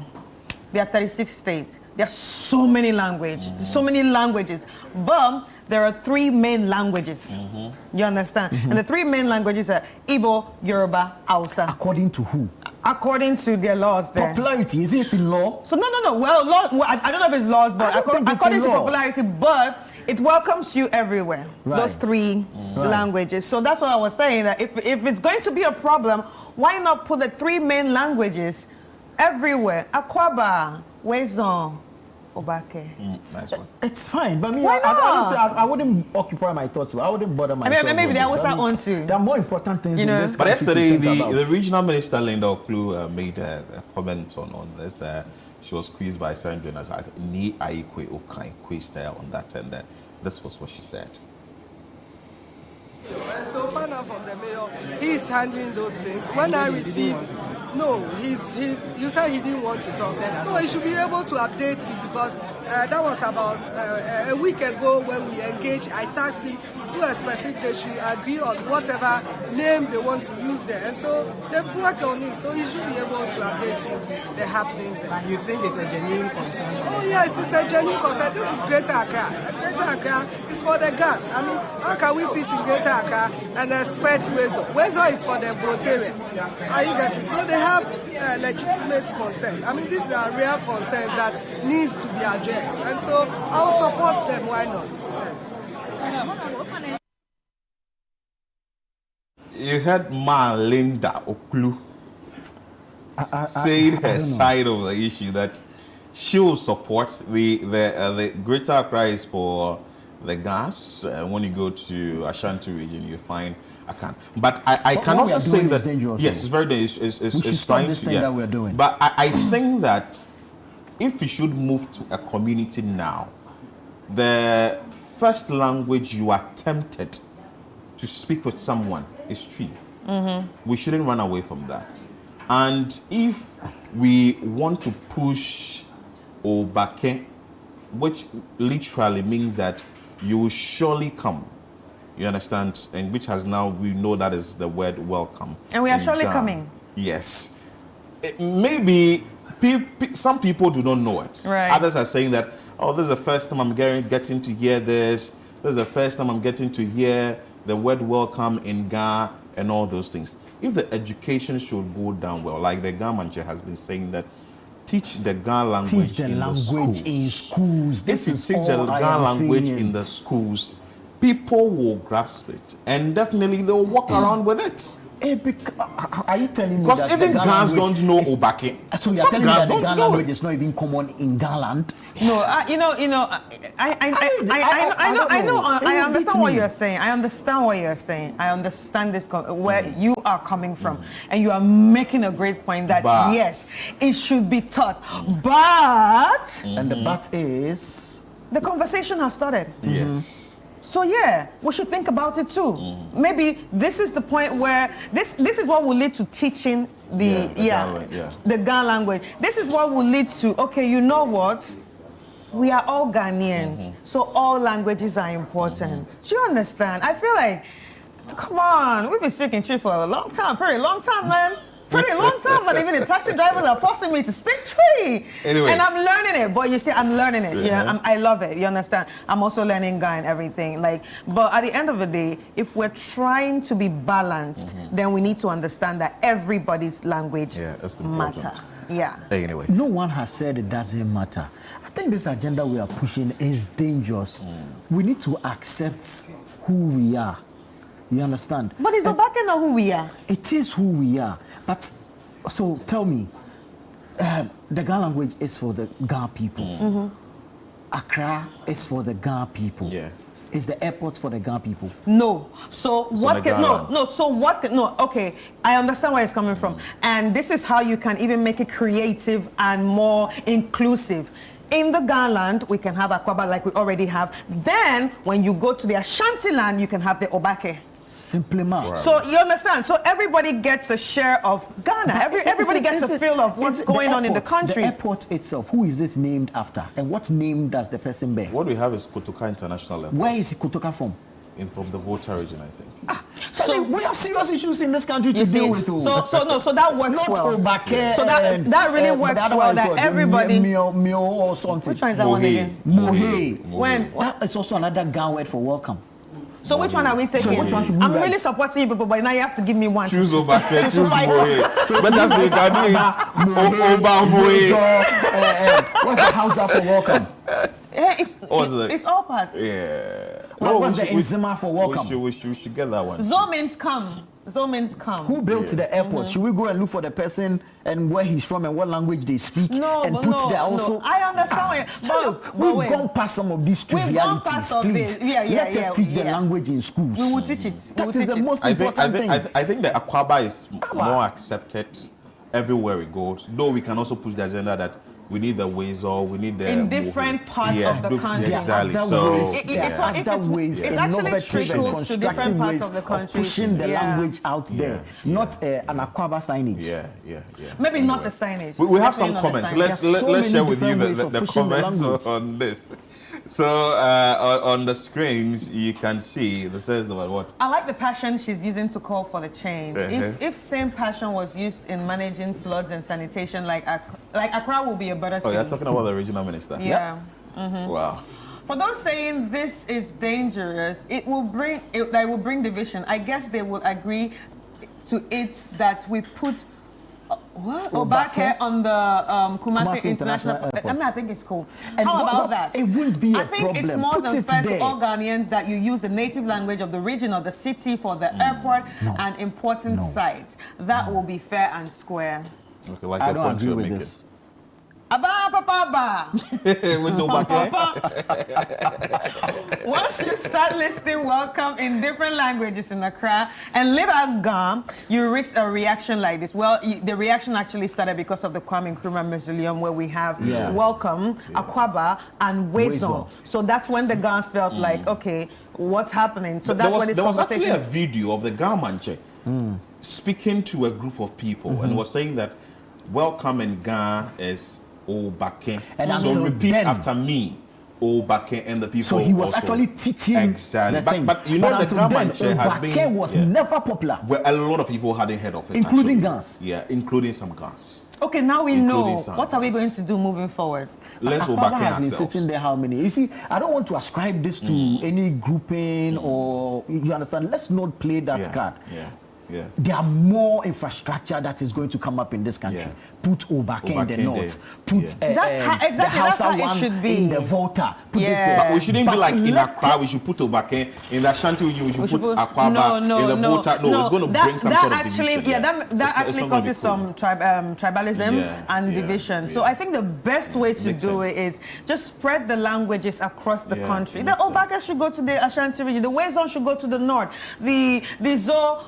Like the way we have the stadia, well, we have in Accra is what Ohinijan Sports Stadium. Kumasi is Babayara. Then we have one in the. That's how it should be. In Tamale. Charlie, I need the road minister to fix the road from my farm to the market. So you're not thinking of Obake? So there's no Obake that will put food on my table. We recognize the importance of our tradition, our customs, which language is part. We recognize and appreciate same. But Akwaba has been there how many years? Wezo has been there how many years? Is it now that you want to basically, all Nana is saying, don't fix what is not broken. Don't say that is bad to... For me, like I'm saying, the advocacy should be on the teaching. You meet Ga children, parents, both mother and father Ga, and all they know is English language. They can't speak Ga.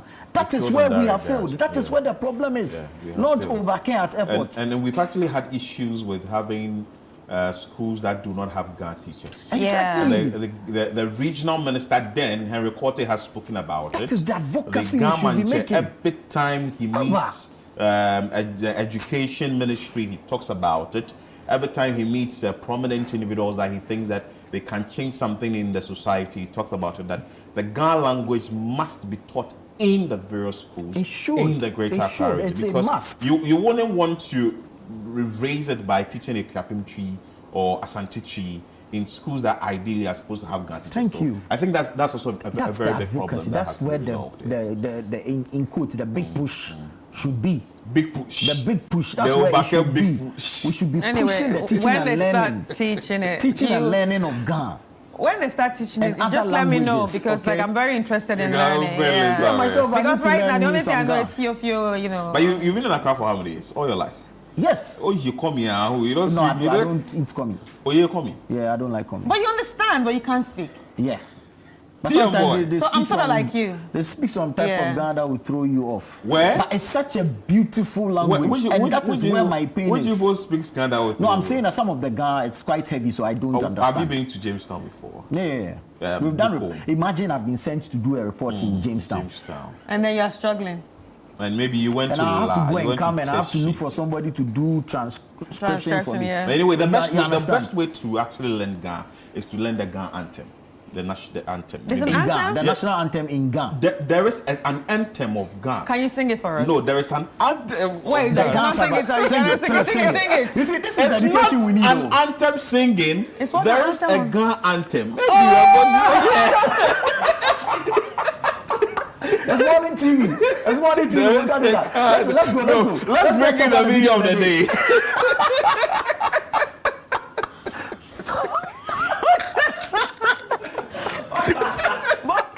We know that one.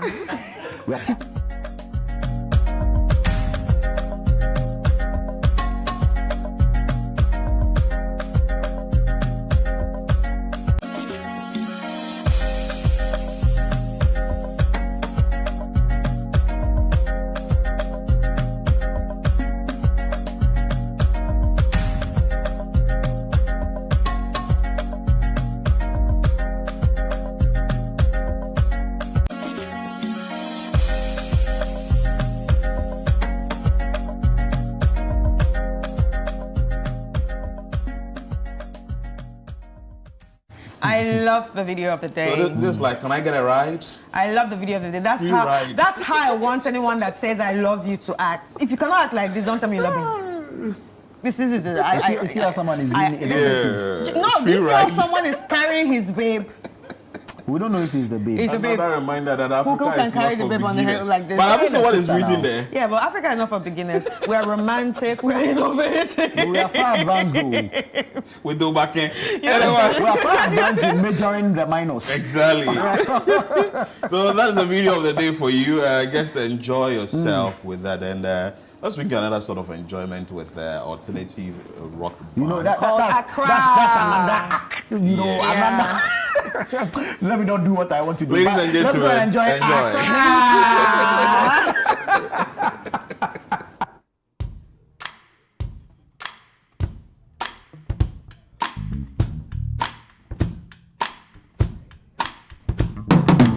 Spend me the bullshit. I don't like the way you talk. You talk like you know me. You're just a razor mount. I do things to please me. I don't like to beg for things. I make moves on the low key. It's just the way I am. You mad? I don't care. I will live my life and do my things to get free. You mad? I don't care.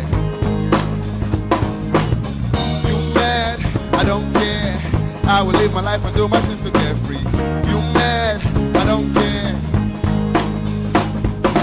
Seems like you're pissed off. I don't live the way you want. You holding connections, I don't have to shock you. Your ways is your standard, no one can dispute that. But your ways is my ways, we both on different rates. You mad, I don't care. I will live my life and do my things to get free. You mad, I don't care. You mad, I don't care. I will live my life and do my things to get free. You mad, I don't care.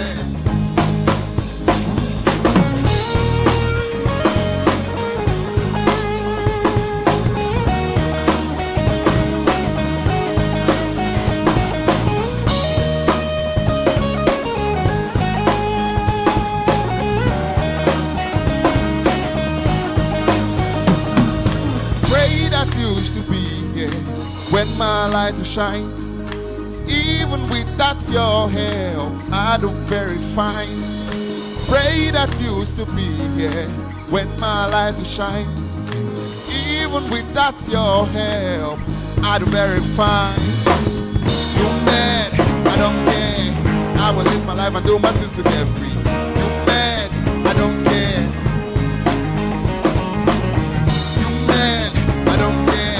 I will live my life and do this to them.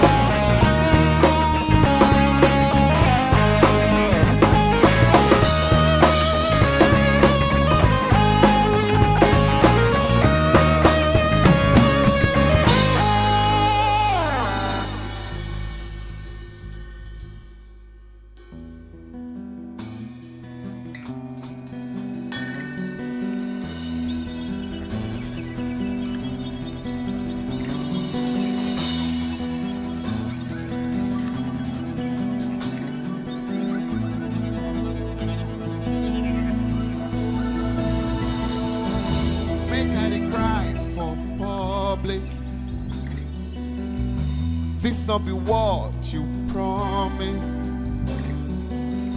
If I see your text, then I panic. My heart to skip, you hurt me. You make I feel lost in public.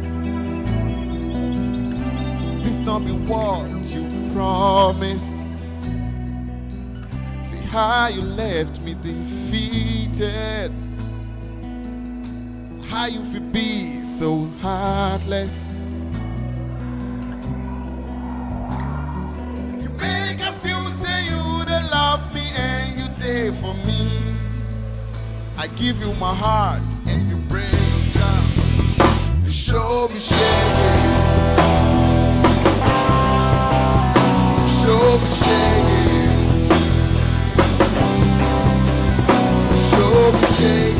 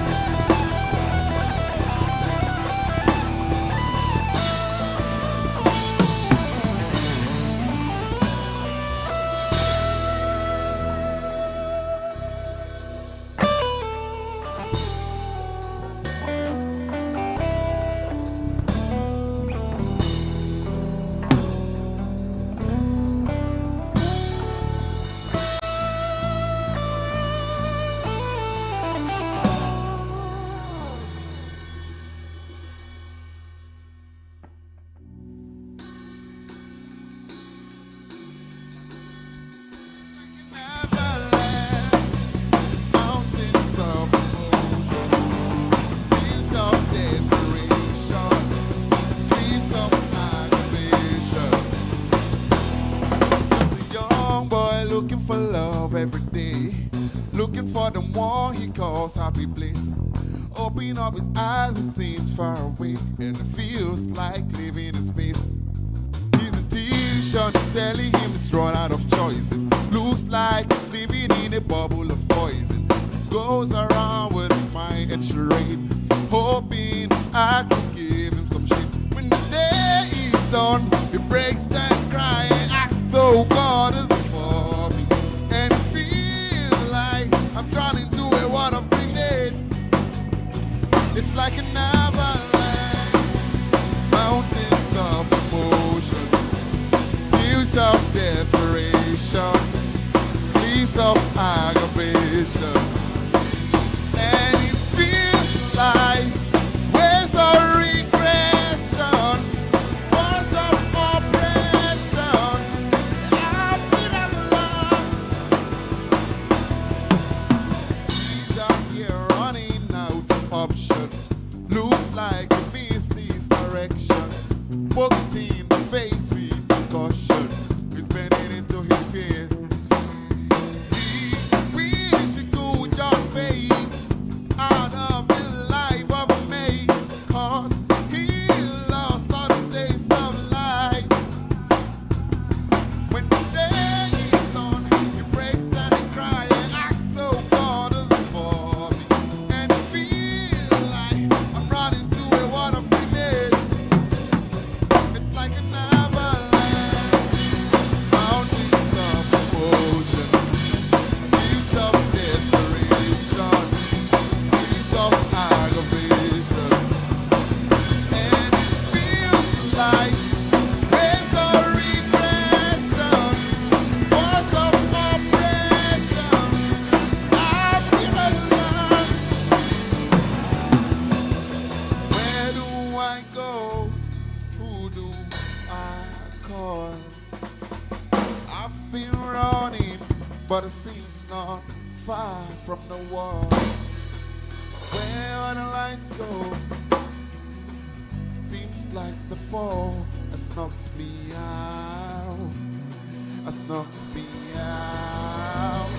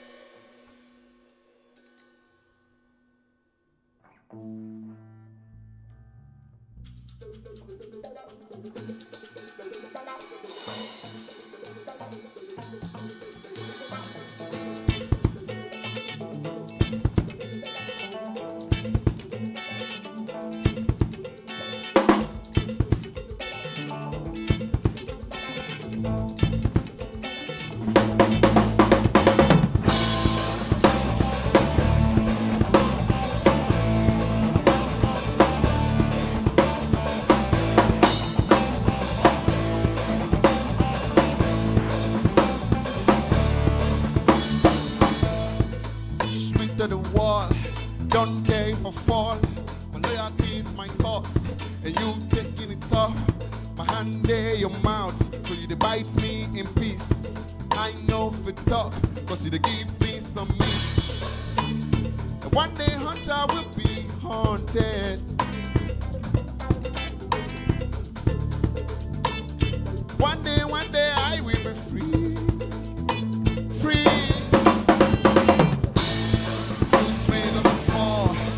Say I be dull, you think say I be John. Just run me the small, use me no be small. Don't say I be dull, you think say I be John. The things you do me the pain, I see it is off where you gain. You know they care if I'm drained. I'm always giving my all, you know they see them at all. You always calling my faults. Like the ocean, I will change the tides. You don't know what's coming for you. Like the white cattle signs. Easy never tell. Use me not be small. Come and say I be dull. Think say I be dumb. Just one metaphor. Use me not be small. Come and say I be dull. Think say I be dumb. You were teaching me how to walk through fire.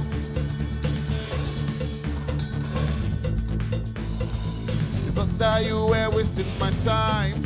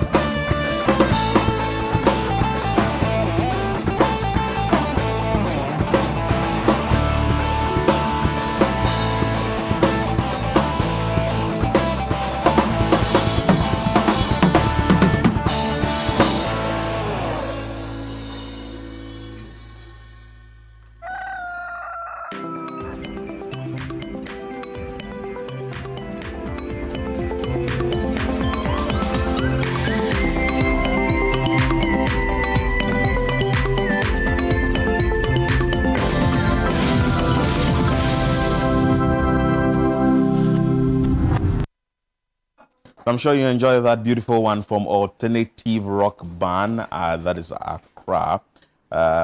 Joining me is the leader of the band, Bebe. First of all, let me find out from you. Accra, where do you get that name from? I mean, it's our place, so this is where we are, this is where we come from. So. Oh, okay. Yeah. So you named the band Accra? Yes. Okay. And what of the alternative rock band?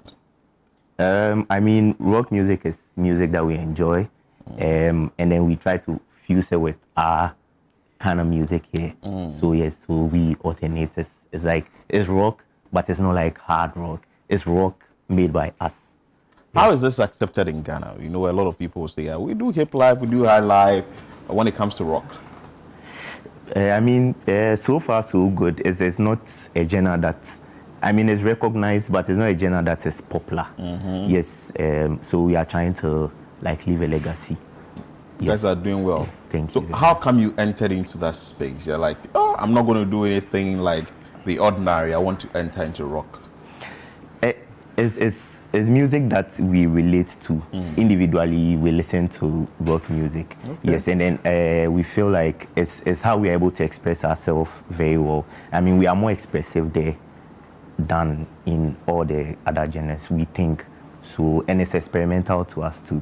Yes, so we are trying to fuse our local in quotes music genre into the rock that we are able to express ourselves in. And for how long have you been doing this? As a band, I think we are in our 6th month. 6 months? Yes. Just 6 months and you are doing this? Yes, but we've been playing together for a while, like on individual projects, on different projects. Okay. Yes, but as Accra, yeah, these are like our first release was in March. Oh, yes. Okay. 6th March. Yes, that's when we dropped our first song. So you have personal, like all what you sing are all from? Yes. So we do originals. We don't do, all the songs are our songs. We don't do covers. So every song you've heard is our compositions. Beautiful. How easy or difficult is it to say I want to be a musician, but I want to venture into the space of rock? It's difficult, but I mean, since we are determined, we are trying our best. Yes, because with logistics, with acceptance and all of it, it's not too. I mean, it's encouraging, but it's not too convenient in quotes. But since we are in the journey, I mean, we are going forward with it. So which places do you play? Like, you go for events, people call you for events. How do they even know that, okay, fine, this event we are doing, people who will come are interested in rock? let's invite the Accra or the alternative rock band? So far, we've played a few places. Our last event was the AIF Film Festival. Okay. I mean, you never know till you see us play and then you happen to like it. So it's not like it's a specific crowd for rock band, but when we show up, people tend to like it. So, yeah. And we enjoy what we do. So if it's obvious that you enjoy what you do. So I mean, if we are enjoying it, obviously it will spread. Yeah, that's it. But what are the key things someone needs to consider if you say, okay, I enjoy what this band is doing and I want to enter? What should this individual consider? What should come into mind readily before someone will say that let me enter into the venture of rock music? I feel like creativity should be first and then conviction. If you are convicted to do it, nothing stops you. Yes, it's just that in our space, there are a few things, logistic-wise and all of it, and exposure to certain kinds of music. Yes, so if you can overcome all of that, I mean, why not? Wow. How can people get in touch with you and call you for their event? So we are on all social media. Accra the Band on Instagram, on Twitter, on X, on Spotify, YouTube. It's AKRATHEBAND. Yes, so you can find us everywhere. Our music is on all the streaming platforms. Yep. So there you have it from the leader of the rock, or that's the alternative rock band, Accra. That is Bebe telling us the details and how they were able to get into the space of rock music and all that. It's just interesting. Get in touch with them and get the excitement you want from the rock music band. Anyway, let's go up north and bring you what is happening there concerning the Bagri Dam. Our northern regional correspondent Shawana Yusuf had a report. Let's bring you the report after we have conversations on that here. In Dalong, within the Kombongo district of the northern region, farmers were seen harvesting crops ahead of the arrival of spill waters from Burkina Faso. Each year, the floods submerge farmlands, wiping out entire harvest. Some farmers told Channel 1 TV that although most of their crops are not ready, they are forced to gather what they can, hoping the remaining ones survive when the waters recede.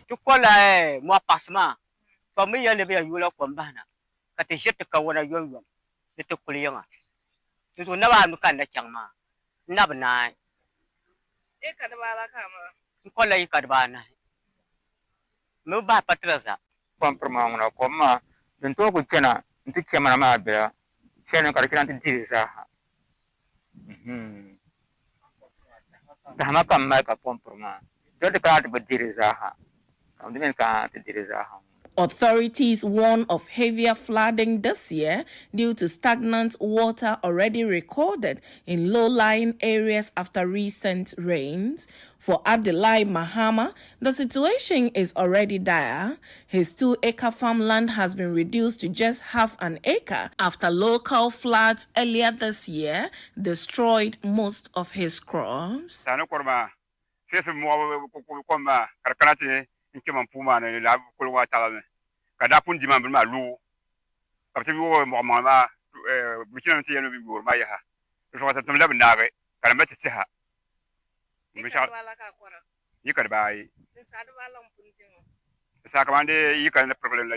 Women farmers also expressed frustration, noting the devastating impact of the spillage on their families' livelihoods.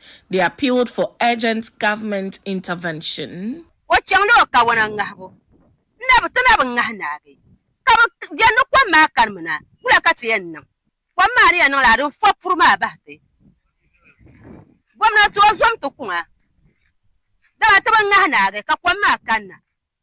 Bintu abla nchana ntaka fuka kwam kana kan dan sima biara kuna de yanche ka de parang pa ndina nan kan zang kun ma dan pa ma na ban dan pali be ku pali de ba tinyara kurtan pamba ora kar pali be kar ba pali de mi pa bun gare de be pali. Asked why they continue to farm in the flood-prone zone, some explained they have no other choice as this remains the only land available to them.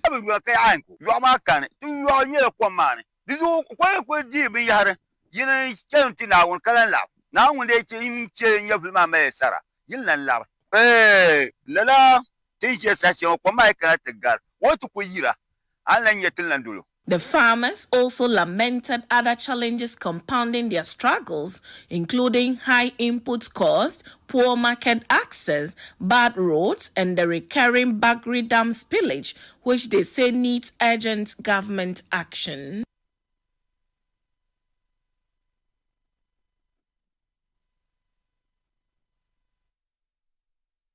All right, so there you just saw it. Farmers in the Gumbugu area left with little or no hope at all. I mean, my heart goes out to them. It's not easy, especially if this is what you have to do to, you know, feed your family. But then again, we have Mohammed Ali, who is a farmer, and he's going to be speaking to us about the situation, how it started, how they're faring, and so on. Hello, Mohammed. Yeah, madam, good morning. Good morning, how are you? Fine, thank you. All right, Mohammed, can you tell us about the situation, especially how it all started? In fact, the current situation we are facing now, every day the water level keeps on increasing. And you can see that there's dozens of farmers are mobilizing, harvesting their maize and cassava. Others too are crossing the river with canoes to ensure that their crops are harvested before the whole place is flooded with the water. Right. But were you informed that the dam was going to be spilled? Were you informed?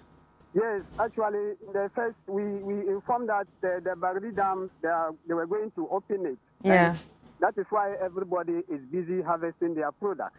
So that at the end of the day, the water will not consume any or single of our farm produce. Right. And madam, it is so lamenting annually because the negative impact the flooding is having on our lives and property. Right. It's lamenting annually. So what kind of negative impact are we talking about? Can you describe it? Can you show us or share a picture of what it looks like exactly? As I'm speaking, cost of farm inputs is very, very expensive. Now you invest on your farm, fertilizer is expensive, chemical seed, you invested, at the end of the day, water will come and consume everything. So you don't have any choice than to go and suffer. Yeah. So we are only appealing to government and stakeholders to come to our aid by constructing a dam. Right. That will reduce the overflooding and also save a source of water to farmers during the dry season. Right. So now that you've been warned to leave the area, what are you going to do? We don't have any choice. When the water come and flooded the whole place, we have no choice than to go home and sit down. So that's why we are appealing to government. If they come to our aid by constructing a dam, then the water will be stored in that dam during dry season. We will come back there and continue with our vegetable production. Right. Mohammed, today is 29th. We know that the Bagri Dam spillage was to start somewhere 27th, but started earlier. Yes. I want to confirm from you, has it started? Yes, as I'm speaking now, the water level, as I stated earlier on, every day the water level keeps on increasing. So that means that the spillage has started? Exactly. But we are not seeing it like previous we used to see. Though the water level is going up every day. Wow. So we are mobilizing communal labor so that to ensure that everybody crops get harvested before the whole place is flooded. But this is not the first time. You made mention of the fact that it's annual. It happens yearly.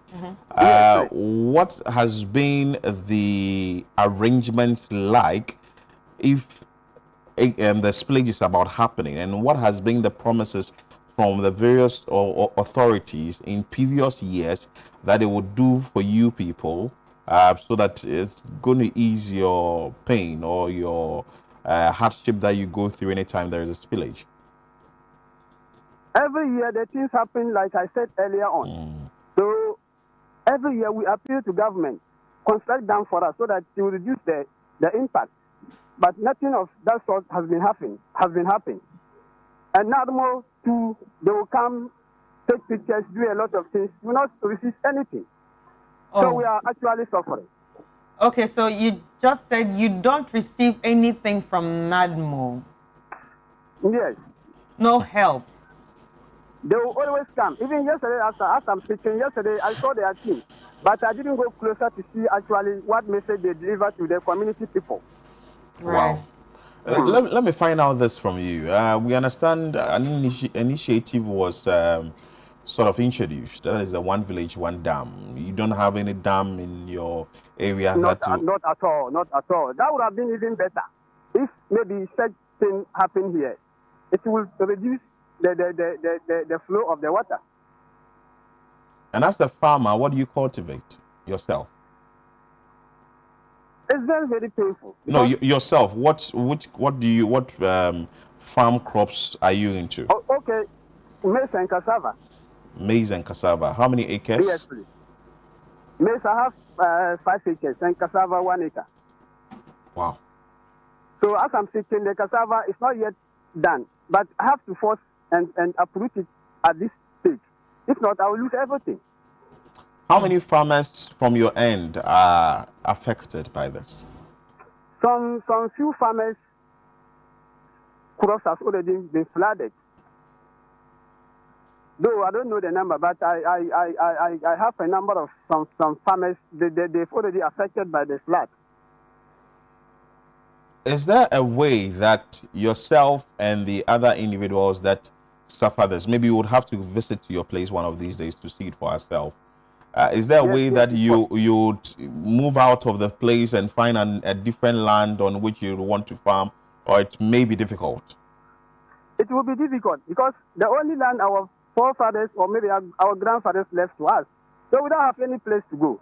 Then to always go there and farm. That is the only place we have. Okay, Mohammed, you keep talking about the farm, but I want to know, what about where you live, your houses? What's the situation like? For now, like I said earlier on, our houses have not yet been affected by the flood. But as time goes, the way the level is going up, we are afraid that at the end of the day, it may affect our houses as well. And if that comes, what plans do you have? Well, the previous years, what we used to do is if that happens, we have to relocate ourselves. That's the only situation we have. And when you relocate, go to our neighbors and stay with them for some time, then we know what we'll do if the water goes. Right.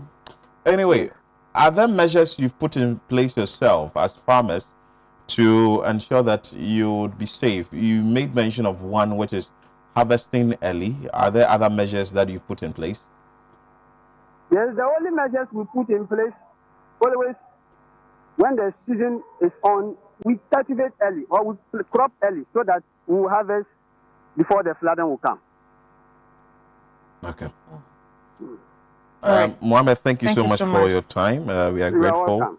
At least he's a farmer at Nawuni, and he's been able to share with us challenges they go through in the past and also what they foresee that they will go through as the spillage has happened. We understand that what is happening. We understand that it will take time before the place will get flooded, and they are putting in some measures to ensure that at least they will be safe in that regard. So they are embarking on early cultivation or harvesting of their produce, i.e. maize, cassava, yam, I think he mentioned, so that they wouldn't suffer the brunt or they wouldn't suffer the effect of the flooding situation that may happen as a result of the spillage of the Bagri Dam. But Chris, he made mention of something very important. This happens almost every year. Every year. And if the authorities, I know maybe we have Ghana Irrigation Department, if they are really listening or watching, and also they've done some sort of survey in the area, there should be a way to save these people by constructing the dams. Because see, if we have irrigation dams, we know when there was an issue with the spillage of the Akosombo Dam, there were engineers who made mention of the fact that if you had irrigation dams to sort of keep the water that has been spilled, it will help, because these farmers rely solely on the water. And when it's during the dry season, you see drought. And if that is happening during the dry season, why don't we store the water that we are feeling, so that in time that we need it most will be used. True. I think I agree Yes. with you. And I think I agree with you because it's also heartbreaking to see what they are going through, and also knowing that every year this will happen. It's a bit traumatizing. It's a bit traumatizing for each and every one of them. Like he said, they might have to leave their houses and go perch in the houses of their neighbors. So yes, it's a bit traumatizing, and I feel like you said, since it has been happening every year, there should have been a bit of proactiveness from whichever agency, heads these problems. There should be. We shouldn't just sit down and look at things like, oh, it's something that has been happening every year, and the fact that we've spoken to the farmers that, oh, move out of the place, make sure that you get yourself protected. But you see, a lot of work has gone into the farming. And farming, as we keep saying, that is a viable business or it's a venture you can move into, or something that will really bring you revenue and all that. It's a very difficult job. It's a difficult job. Yes, it's a difficult job. It feeds everyone. Yes. It even feeds people down here. And we don't even realize it. Yes, it's a very difficult job. So for them to go through that stress and the water comes one day and washes everything away, we have a problem. So you wake up as early as, say, 4 a.m. or 5 a.m. Move to your farm, take time, plant the seed, get it germinated, be buying pesticides and be spraying, keeping time and ensuring that at least these things are done properly in the community or on your farm, among other things. And we should have the Bagri Dam or spillage of a dam destroy everything. It's just too sad. But we have the Director of Operations, Nadmo Northern Region, Sakibu Buhari, joining us for us to have conversations around this.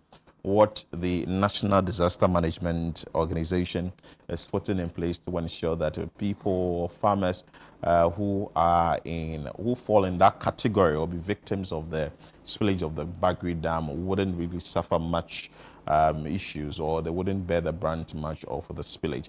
Hello, sir. Good morning. Good morning. I trust you're doing well. By the grace of God. Your side? Yeah, I'm doing good.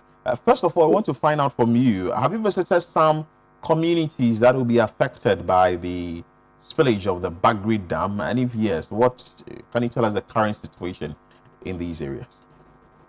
Great. Good morning to you and your viewers and listeners out there. Basically, let me first start by indicating that whenever we have the information from our partners in Burkina Faso regarding the spillage of the Bagri Dam, immediately they start spilling. That does not indicate that the waters get to us immediately. So that the impression created in the minds of people does not paint the picture that immediately they start spilling, then we are in crisis. Again, let me also add that over here downstream, in respecting to their part, we are in the downstream part. When we equally record high rainfalls, the rainfall pattern equally determines the impact of the excess water that is already flowing in here. Thirdly, the volumes of water being spilled and the speed rate at which it moves is another factor that determines the impact the water can have on us. Then adding to that, we need to equally understand that human activities along the river banks also contribute to the impact of the overflow of the water. So that we need to set these steps clear. But then we have had a team visiting Nawuni at Kumbungu district, which earlier on you were projecting farmers harvesting their farm goods.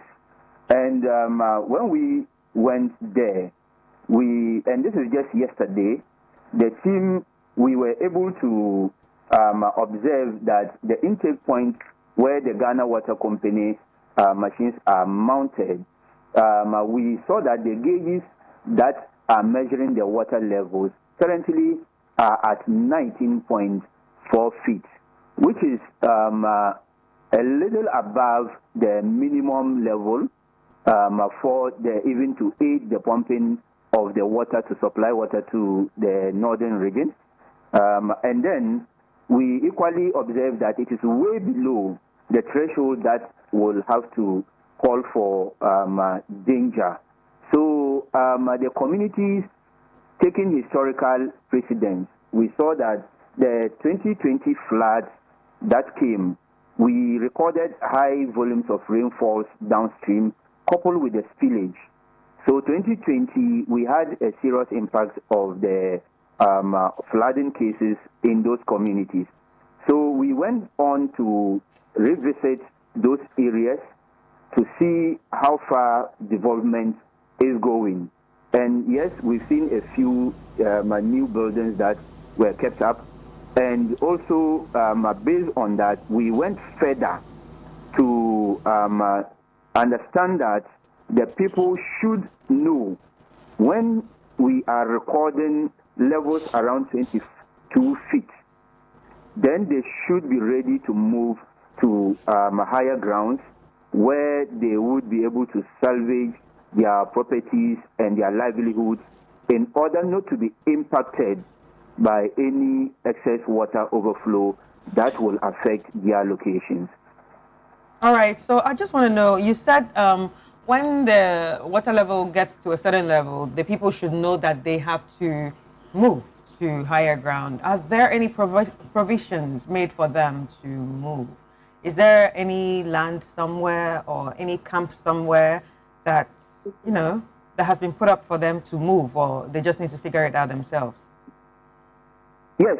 You know, Nadmo, one thing we need to be sure is that we have to provide safe havens which are temporal accommodation for these people, such that they can move to those safe havens when the need be, and when the water levels recede, then they go back to their livelihoods. So we have identified such safe havens, and for them, in the event this is going to happen, then they can move. And let's understand that the structure of Nadmo's operation is not just at one central point. So we have up to the level of disaster volunteer groups who are members of the community who volunteer to aid in giving early warning signals to their people and also informing the line of communication accordingly. So these groups liaise with people we call zonal directors at the zonal levels, who also communicate to the district directors at that level. So basically, as we speak now, we have men on ground who are absolutely responding accordingly and also informing the communities what need be. All right, so we just spoke to Mohammed, who is a farmer, before speaking to you. And Mohammed made mention that when Nadmo comes around, they just come and take pictures and leave. Is there some sort of communication with the people on ground, or you expect the officers that you just mentioned or people that represent you to just do the job without checking if it's really done? Because it seems like there's a bit of disparity between you and the people. You also talked about a safe haven, but this same people, or Mohammed that is probably representing his people, talked about them moving to their friends' homes. So do they know about this safe haven? Thank you very much. It is important for us to set the records straight here. People, when we talk about affected and displaced, we need to understand the dynamics that we are dealing with. A person can be affected but not displaced. And a displaced person is one whose livelihood is affected. They do not even have a place to live in. And they don't have the network, the support base that can even accommodate them. they do not equally have the ability to revamp their lives back. So when we are doing assessment, we have to understand all these dynamics and how we approach the dynamics accordingly. In order not to lump people up, we can have affected people rating all the way to about 6,000 people being affected, but are they displaced persons? These are the technicalities we need to understand.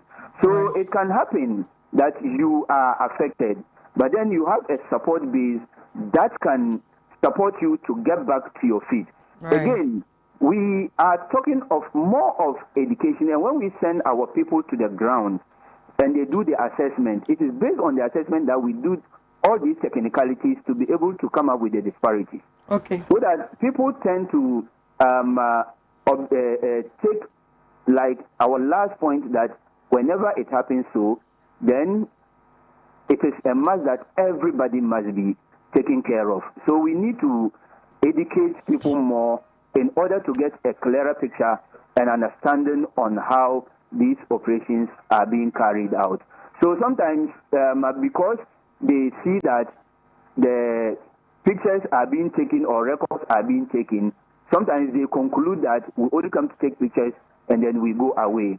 But this has to form the basis for policy making and decision making at the highest level. So we need to understand these disparities and then deal with them accordingly. Okay. Anyway, Sakibu, so I want to find out from you, this we understand happens yearly. And since it's happening yearly, that means we've been seeing it often. Are there measures you are putting in place so that in the near future, farmers within communities that bear the brunt of the spillage will just heave a sigh of relief and they wouldn't be facing such challenges again?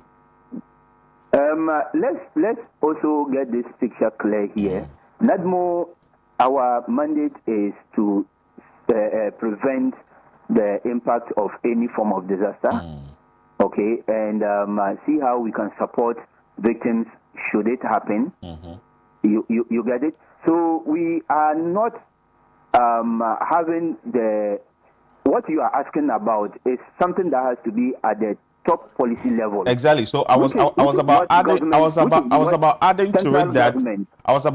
to it that since you are part of the stakeholders, that comes in every time there is an issue like this, maybe there may have been a roundtable discussion on what to put in place so that in the near future the farmers wouldn't be facing challenges whenever the dam is being spilled.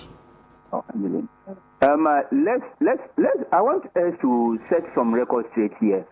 We will do our assessment. We send our reports. So when the report reaches the necessary quarters, then that is where informed decisions can be taken. So we cannot say that we can enforce certain decisions. And so let's be careful with the mandate of Nadmo with regards to long-term policies or long-term interventions.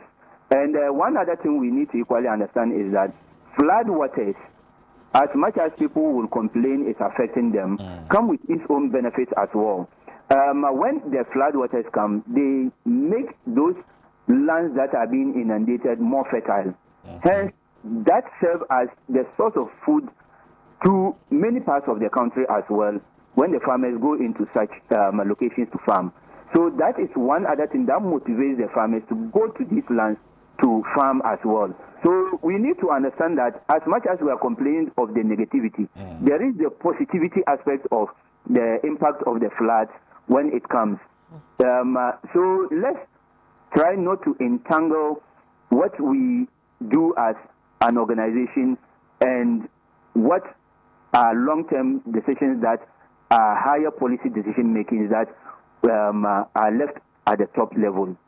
Okay, now let's now understand which communities will tend to face or bear the brunt of this spillage now that we are yet to experience the flooding. Should if it even happen, which communities has Nadmo visited and anticipating that Okay, so aside Nauli or other communities, if you can mention these communities for us. We are having 8 districts in the northern region that usually get affected in one way or the other, depending on the magnitude. Savlugu municipality is one district. Kumbungu, Tolon, Karaga, Saboba, Zabzugu, Gushau, and Tatali Sanguli. So these are the affected districts that are within having their catchment areas lying on the White Volta Basin. So whenever it so happens, these are the communities that we focus on. All right. Thank you so much. Yeah.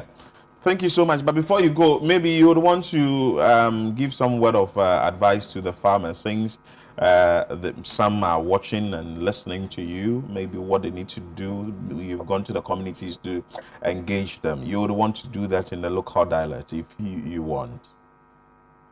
Okay, well, we advise that farmers should move, they should do as much as to harvest their farm products early enough. We advise that when, as the water levels may be rising, they should not take the risk to go into the water with boats trying to make attempts to harvest, and they should move to higher grounds for safety, because we are not praying for any loss of lives. So in the local dialect,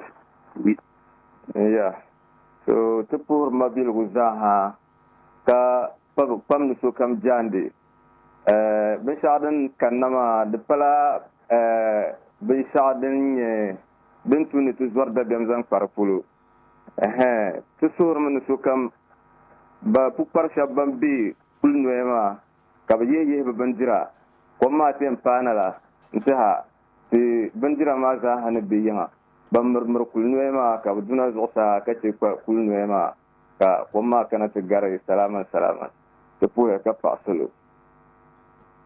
Thank you so much, Sakibu Buhari, who is the Director of Operations at the National Disaster Management Organization in the Northern Region. We are grateful for your time, and also keep doing the good work you are doing in the region to educate the farmers on what they should do, as we anticipate that it may be flooding as a result of the spillage of the Bagri Dam. But I think he has said it, or the Nadmo's responsibility is to come in and sort of control whatever is happening, and also try and give the farmers the best they Nadmo can provide to the farmers, so that they sort of to cushion them.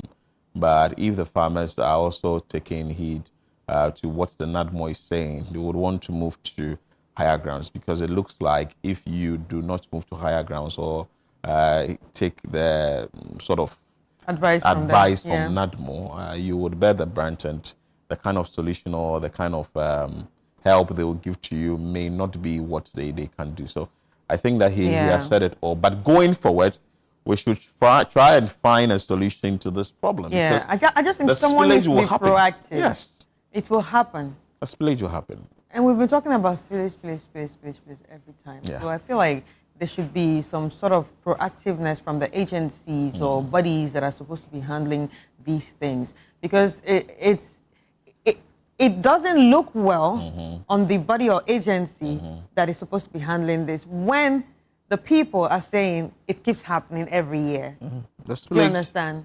The spillage will definitely happen. So we should just put things in place and ensure that the right thing is done. And if this is affecting all the 5 regions of the north, then it's a big problem, because in the 5 regions up north, we have regions that are providing yam, cassava, corn, maize, everything like Chris indicated, trickles down to the southern part of this country. And you go to Agboboloshi, where they buy us, or you go to Dome Market, you go to the one that always Malata Market or something. All the things you are saying there is from up north. So if the farmers are bearing the brunt of the spillage of the Bagri Dam, which we don't know how long it's going to take, then that means something has to be found or some sort of solution must be found to solve it once and for all. But anyway, we'll leave it to the authorities to do what they are supposed to do, and definitely we're monitoring this event keenly, and we'll be bringing you stories from that place. You're still watching Breakfast Daily on Channel 1 TV. We're back with more.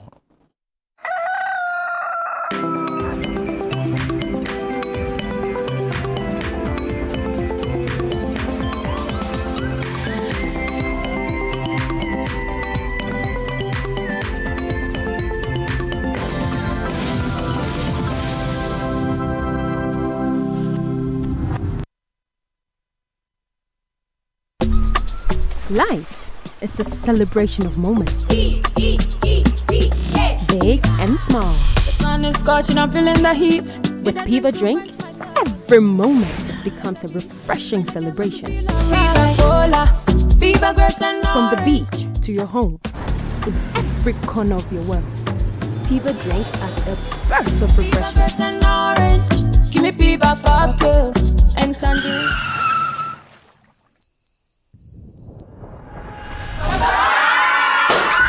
Celebrate every moment with Piva Drink. Refreshment for every occasion. Piva Drink, a taste you will love. P for Piva. This advert is FDA approved.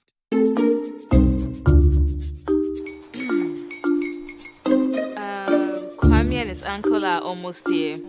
Wait a minute. This one too, your friend Kwame. Wait, Kwame. As in the same Kwame again? Yes, mommy. I'm the second coming. Into all this tension just to reintroduce that broke boy from Kaswa. Why would you deceive the family like this again? Now I understand the whole delay. Troll from Kaswa. Why wouldn't he be late? Or be late? Of course.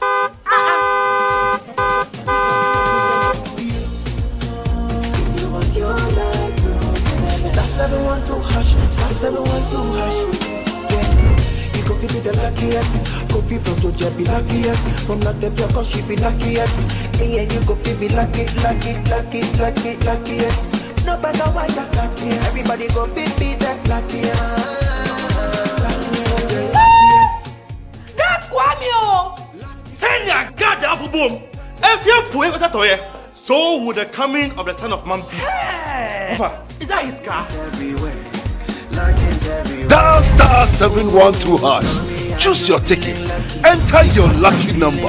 Follow the prompt and let destiny handle the rest. This promotion is regulated by the NLA on the Caritas platform. In Ghana, West Africa, the mornings are somewhat, if not for the perfect companion. What a good day to start.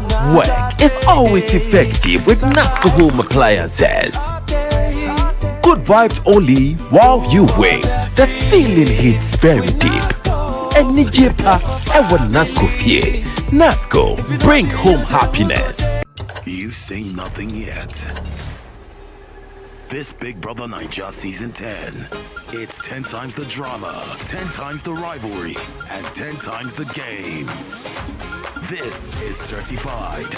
No zero, no minus. Big Brother Naija Season 10. Showing 24/7 on DSTV and on GoTV.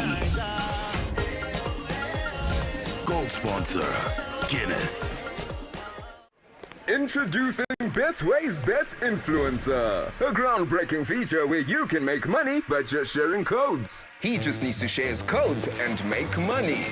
The more his codes are used, the more money he makes. Oh yes, so what are you waiting for? Anyone can be a bet influencer. Share your codes and make money. Bet Influencer, another world first from Betway. This advert has been approved by the Gaming Commission of Ghana. Betway, get way more. Hey Ghana, so you people know Miss Brother once more. If you knew, it's your boy. Kill them all. But this time, I'm not only killing mosquitoes, I am killing the great. See? This wouldn't have been possible if I didn't have the perfect mosquito-free atmosphere. Thank you, Out Insecticide.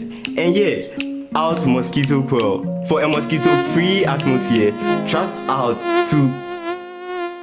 You are not serious. Out Insecticide. So ya boa, faha.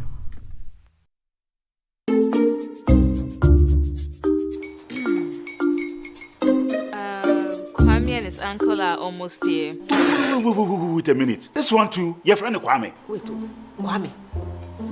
As in the same Kwame again? Yes, mommy. I'm the second coming. Into all this tension just to reintroduce that broke boy from Kaswa. Why would you deceive the family like this again?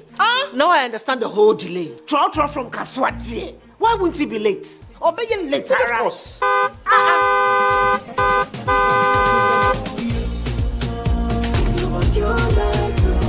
Star 712 hash, star 712 hash. You go be the luckiest. Coffee from Georgia be luckiest. From not the cause she be luckiest. Yeah, you go be luckiest. No matter what you're luckiest. Everybody go be the luckiest. That's Kwame! Senya God the apple boom. If you put it with a so would the coming of the son of man be. Is that his car? Dial star 712 hash. Choose your ticket. Enter your lucky number. Follow the prompt and let destiny handle the rest. This promotion is regulated by the NLA on the Caritas platform. Looking for a one-stop shopping destination for all things made in Ghana? Eager to experience a remarkable fair that showcases the richness, creativity, and innovation behind Ghanaian products and services? Then get ready for the This is Ghana Exhibition 2025. The This is Ghana Exhibition highlights the brilliance of Ghanaian entrepreneurs, artisans, and businesses who continue to shape the narrative of homegrown excellence. This is Ghana's biggest trade fair and exhibition, bringing together SMEs, startups, research and manufacturing sectors, indigenous corporate bodies, and local creatives in one exciting space. The This is Ghana Exhibition 2025. Come explore, engage, and be inspired by the businesses and brands that are redefining made in Ghana across every sector. Get ready to be thrilled by live performances from Kwampa and the electrifying Inchin Band, adding music, rhythm, and culture to the celebration. The dates: Saturday the 6th and Sunday the 7th of September 2025. Time is 10 a.m. through till 5 p.m. each day. The venue is the A4 Sutherland Children's Park. For enquiries or participation details, call us on 0205 973 973. The This is Ghana Exhibition 2025 is powered by Channel 1 TV and 97.3 City FM and is proudly sponsored by MTN, EcoBank, Side Hustle by EK Brand Consult, Ghana Enterprises Agency, Ghana Export Promotion Authority, Ghana Exim Bank, and AVV Rise, and is supported by Twillium Industrial Company Limited and Built Financial Technology.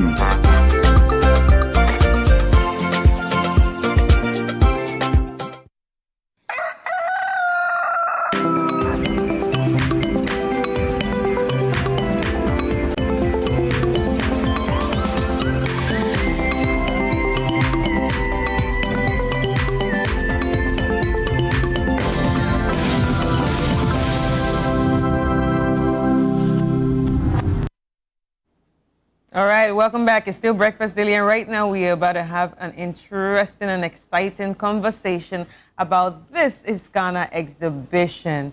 And like I always remind you, if you snooze, you lose. We only have some days to go because it's going to be happening next week, the 6th and the 7th, and you definitely do not want to miss any part of it, especially if you have any product, if you're an SME, you're a startup, a homegrown business, an innovation and indigenous corporate body that wants Ghana and the world to know what you actually have in store.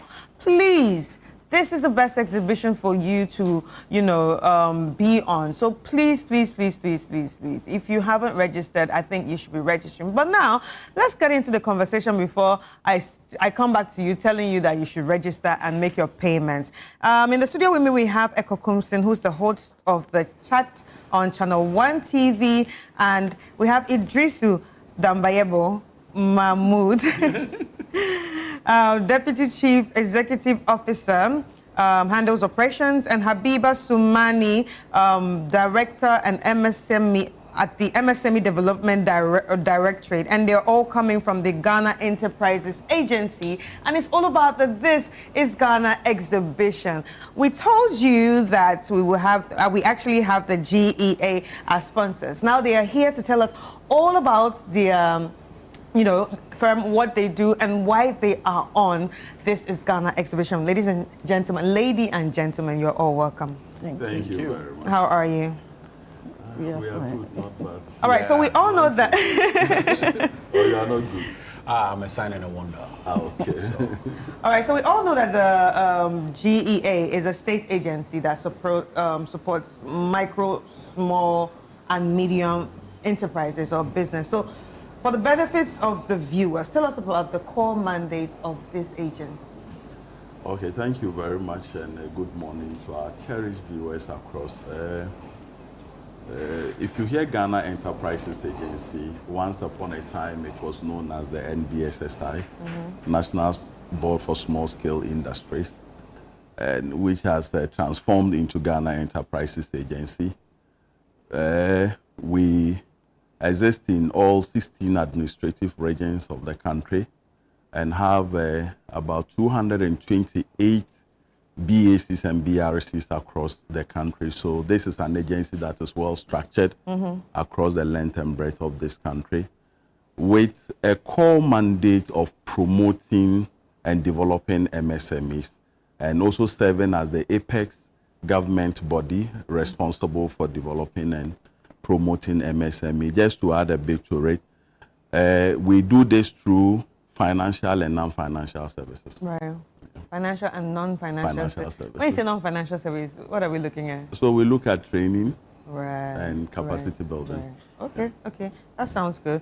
So in the MSME development ecosystem, what is the role of the GEA? Okay, so GEA, as Mr. Mahmoud mentioned earlier, our existence is to promote and develop and to help micro, small, and medium-sized businesses grow and scale up. Our role is to, he mentioned earlier, there are two key roles we play, financial and non-financial. I will expatiate. Most businesses start in our country as informal. Yeah. So we support them through the meeting the regulatory requirements, the whole process, formalizing the business. So right from scratch, even the business ideation processes. Some have the interest of starting an enterprise but don't know how to go about it. So we walk through the ideas with them to fine-tune it, and then once they are ready to launch, we support with business registration at the office of the Registrar of Companies. We also support with product certification at the Food and Drugs Authority, Ghana Standards Authority. In some instances, we have programs that actually pay for these, pay the fees for these MSMEs to be able to acquire the licenses and the needed registration. On top of it is capacity building.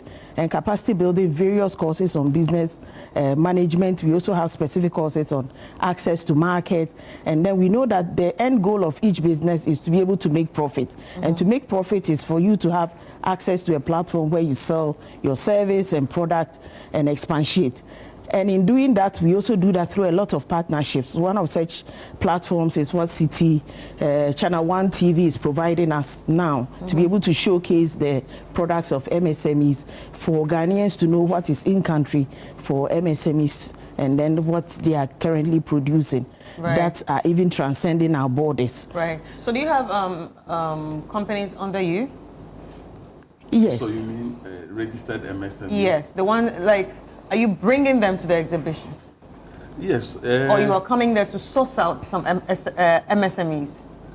Okay, so if I'm to answer that, generally, just like our core mandate explains, we are interested in everything that promotes MSME in this country. So at GEA, we are coming with at least 25 MSMEs under us to exhibit. Right. And largely, these are MSMEs where most of them are women and young persons within the youth bracket. And then we are also intending to use this as a platform to sell our activities to other MSMEs that are not registered with us. And it will interest you to know that within our business circles in this country, 90% of our enterprises are within the MSME classification. Yeah. And this 90% contributes around 70% to our GDP. So this is significant, and we are interested in developing these MSMEs. All right. Echo, what's going on? Yeah, How ready are we Oh, from 0 to 100? Oh, we are like 99.9%. All right. Man. We are super ready. We are, pumped. Everything is in place. Just waiting to receive a few more payments, not registrations, but payments, because people have expressed interest. We have quite a number of people that have expressed interest, and we are waiting for them to make their payments so we'll be able to secure their spot for them. You know, this is logistically intensive, and you must make sure you've secured all the logistical needs. And so people should make it a point to make payment as soon as possible, because you also do not want the situation where you come and pay last minute and then you're like, oh no, we cannot have you on board, and you're seeing an opportunity pass you by and you don't know what to do. Because with GEA on, it's an opportunity for you, if you've not registered with them, to actually see firsthand what they do, get to also interact with them. Because I feel like sometimes events like this cuts out the entire protocol and the bureaucracy, because I'm sure the CEO is going to be there himself, or the deputy CEO is going to be there himself, the CEO I'm sure is going to be there, and a few other leaders of the organization are going to be there. You get to have first-hand interaction with them and actually sell your idea and everything. So people should make it a point to make payments as soon as possible. If you're hearing this for the first time as well, no problem, you can call 0205 973 973 and make inquiries to make your payments as well. We are looking at businesses that promote and celebrate Ghana in every shape and form. We are looking from food to fashion to assembling to manufacturing to design, everything in there. We are looking to bring them together to actually sell Ghana and promote Ghana in the best way we can. If we don't do it, nobody's going to do it. We cannot have people outside come to sell Ghana for us. Ghanaians must sell Ghana because we understand and we know Ghana best. So that's what we are doing 6th and 7th of September at the Ifwa Sutherland Children's Park. Next week around this time, we've not started, but we in Channel 1 would have started. Channel 1 and CTFL would have started because, setup and logistics will be put in place. And then on Saturday and Sunday, it goes live, and the action is just unbearable for a lot of people, All right, so Habiba, how important is such a platform to the GEA? Because he talked about it being important, but I want to know how important is it? Yes, for GEA and for the clients that we serve, the MSME, they are always looking out for opportunity to showcase their products and services. And for us as an institution, platforms like this enables us to connect also with the larger SME population that we haven't encountered or haven't reached out to us yet. So it provides that platform for engagement. And as Eko mentioned, the bureaucracies are all lowered, and then they have a more meaningful. We'll bring most of our staff will be there to provide information and other support services. And for the businesses, it doesn't end there. We prepare them to be able to come there and exhibit. To be able to interact, there has to be an intentional way of engagement. So we prepare them to be able to have the best outcome of the exhibition process. And once it ends, we pick up on the linkages that they've made and then enable them and support them to be able to follow through from there. And then it becomes a more meaningful business channel for them, and it leads to more expansion of their business. So for us, this is a very important platform, and we think Channel 1 has done it all. We really appreciate this partnership, and we hope to continue with that. So what kind of businesses are we supposed to expect when it comes to your agency? There are a wide spectrum of businesses under Ghana Enterprises Agency, from... the ones coming. The ones coming specifically across, from food and beverages to fashion to cosmetics to those doing artifacts. It cuts across, and these are... We are showcasing mostly the youth businesses and women businesses for this particular exhibition. So we are encouraging all to come and see some of the nicely produced and packaged, and all the products coming there have gone through FDA, they are registered businesses where they need to go through GSA. They have all the regulatory requirements, so they are set, and we can testify that if it's food, it's hygienic, meets all the standard, all the protocols that they need to meet. We've supported them to be able to meet it. Yeah. So we expect patronage. Yeah. And they So, Mr. Idris, why are you actually interested in micro businesses? A lot of people just say SMEs, but you are interested in MSMEs. So, how important is that micro group? Okay, so they are as important as the SMEs themselves. Like Director indicated earlier on, we have a lot of young persons who have businesses in their minds. The idea, they just have the idea. So at GA, we want to tease it out because few of these businesses we have today started on those levels. So I'm sure the statistics I gave earlier on will shock some of our viewers that 90% of our businesses fall within the MSME classification. I'm unable to vividly give the percentage for micro, but most of the small and medium enterprises started as micro, like popularly we say in our local parlance, a pim store, right? It's a micro. Most businesses today interview the big guys in the ecosystem. They will tell you that, I started with some 50 CDs. I was selling some few slippers. I was repairing slippers. Today I'm producing and stuff like that. So at GEA, we think that we should rather even concentrate so much on the micro. Look, once you concentrate on the micro, some of the bottlenecks we are facing today with SMEs, will solve it at the early stages of it. Regularization of their activities. We start with you as micro, we begin to let you appreciate the need to regularize your activities, because some of our services we provide at GEA, if your business is not registered, you can't have access to some of those projects that we run at GEA.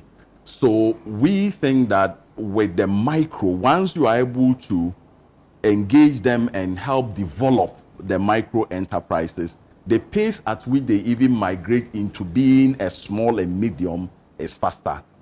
Once you don't do that, you realize that most businesses will remain at the micro level. The person doesn't even know that he or she is doing a business. Most people find themselves in the micro level. If you ask them, are you working? No, Mimi Ejuma. He is not appreciative of the fact that he is even working. And with a little support, he can position his business to also even in turn employ other people. Person. So at GEA, we've done the SME classifications. What qualifies a business to be micro, what qualifies a business to be small and medium. So much of our concentration actually is on the micro businesses. Right. Echo, I see you nodding. Yeah. So do you have ideas that you want to go, It's actually a question I want to actually throw to them, because I'm sitting down right now and I'm thinking, what would qualify someone to actually get funding or technical support from you? Because do I need to just have an idea, come to you and say, oh, this is what I have in my mind. I think if I put this and this together, I'll be able to sell it. Or I must be able to come with some tangibles. Do you accept ideas or you only accept tangibles? Okay, so as I mentioned earlier, we support from business ideation stage, because remember that startups also work into our environment. And these are startups with just a business idea or an interest area in mind. So once you walk into our business advisory center or the resource center, the officer there is a business advisor. They listen keenly to the interest area or the idea, and we have steps within which we walk you through to fine-tune those ideas and to come up with a business. And once we have solidified the idea and we are clear whether it's a service or product that we want to churn out, then we walk the journey with you, fine-tuning what you want to sell first.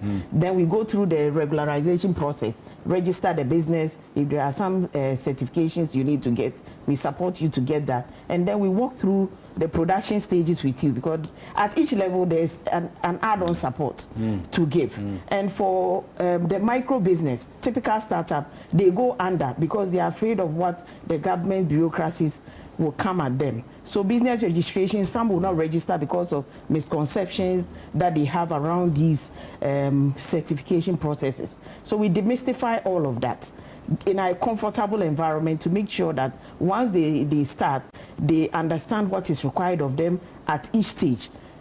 And for most of these people, there are businesses that we started with. For instance, Sambo Food will tell you that she walked into GEA with an idea of producing shito. Now it's a registered company and listed as well. We gave a loan, I think, at a point of 50 Ghana cedis. She testifies to all of this and gives testimony at every platform that she goes. So these are businesses and examples that started at micro, and now they've gone up there to the top, and even getting equity investments in their businesses. So anyone who walks into our door, we see it as a potential large enterprise. And we don't want them to fall through the cracks.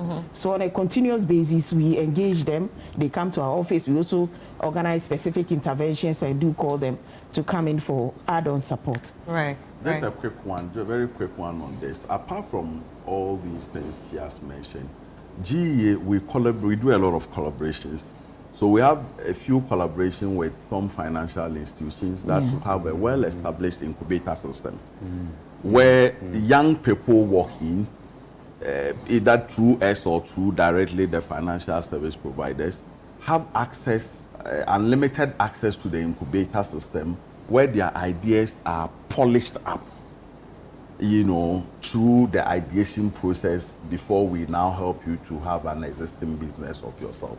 So once we leverage as an agency on this partnership we have with the, the financial institution, we are doing a whole lot. And trust me, our concentration is on young persons largely, and most of them women. We don't leave out the persons with disability. I think at GEA, I've not seen any of our projects that doesn't, and in fact, we are doing some of the huge numbers when it comes to inclusivity with persons with disability. We do as high as 10% in most of our projects, and we are deliberate about it. The challenges will naturally come.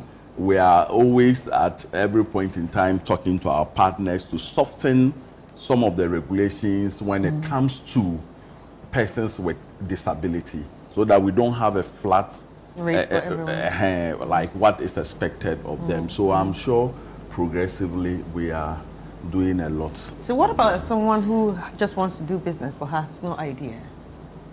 So like I indicated, most people or most of these young persons... So that person falls on training or what? So most of these young persons at that stage will require the services of our business advisors, and also to take advantage of the business incubators. Some walk in there with, let's say, an idea A, but once he even interacts with our business advisors at the various, they say, so this wouldn't even work for me, so let me try this other thing. You visit the various incubators and like, oh, what is this guy doing? It looks like it will work better for me in my area. Then your mind quickly changes and you know, do what is right. So at every stage of it, just imagine that I want to do something, and GEA is the right place to be. Echo, any final words? For me, I just want to tell every young chap out there who has an idea that's sitting in your mind. I mean, it will never become a business if you don't talk about it, if you don't apply yourself to opportunities like this, because until you apply yourself, you never know what you have.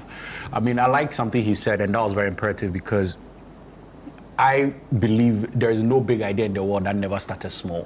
Every big idea you see in the world started small. Even Microsoft we see today started in a small room somewhere where two people felt like, hey, we can do this and it will be big. So I think no idea is too small, no idea is too big, no idea is scary. Just put yourself out there and it is going to go a long way to help you and become your cash cow, if I can say that. So sit at 7th. I mean, you're a young chap out there, you have a small business, you think it's too small.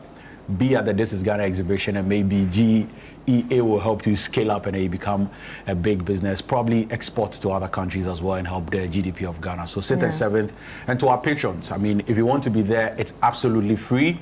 you can be there, and it's going to be a very, very interesting experience. And on the entertainment side of things, you know, people are always thinking we're only coming there to sell and exhibit and promote Ghana and everything. Yes, as we are promoting Ghana in our Made in Ghana stuff, we're also promoting Ghana in music as well. So on the creative side, we'll have Kwampa on there as well, and we'll have Chin Chin Band also giving us good music. And hey, trust me, it's going to be such a holistic experience for you to experience Ghana in the best way or form. Now, I want to say a very big thank you to our sponsors, because it's just good to have people sponsor you when you're doing things like this. And to MTN, to Side Hustle, to EcoBank, to Ghana Enterprises Agency, to GEPA, to Ghana Exim Bank, and to AVV Rice or AVV Foods. I want to say thank you. And also Trillium Industrial Company Limited and Build Financial Technologies. These are the people who are holding us down to make sure we are bringing this to you. So 6th and 7th, 10 a.m. to 5 p.m. Ifwa Sutherland Children's Park. It's going to be full of action. All right, thank you so much. A quick message from my CEO, Ms. Margaret, and say she has given her full endorsement to the program, and on the 6th and 7th, Ms. Margaret and say will be leading the face of GEA. Wow. She'll be there. So she has asked us to carry this message to Channel 1 TV and the organizers that with God's permission, she will be there. All right. Yes. Thank you. Thank you with so a host of directors. They will match up with her to the program. Yeah, thank you so much. And if you're watching and you have any business idea, or say you are already starting a business already but don't know how to go through it, all you need to do is be there at the This is Ghana exhibition happening next week, the 6th and the 7th of September. You do not want to miss it. You will have the chance to speak to the reps of GEA, and they will take you through the processes. And also you would be inspired by other people who started small like you, by thinking an idea or having started the business, you know, in a corner, you know, and now doing well with the GEA. So come through. You do not want to miss it, because the admission is free. It is free to be there. So I want to see you at the Ifwa Sutherland Park on the 6th and the 7th. Thank you so much, Eko Kumsin, who's the host of the chat at Channel 1 TV. Mr. Idrisu Mahmoud, Deputy Chief Executive Officer and handles operations, and Habiba Sumani, Director at the MSME Development Directorate at the Ghana Enterprises Agency. This time. All right, so we are going to be taking a quick break, and we will be back with more.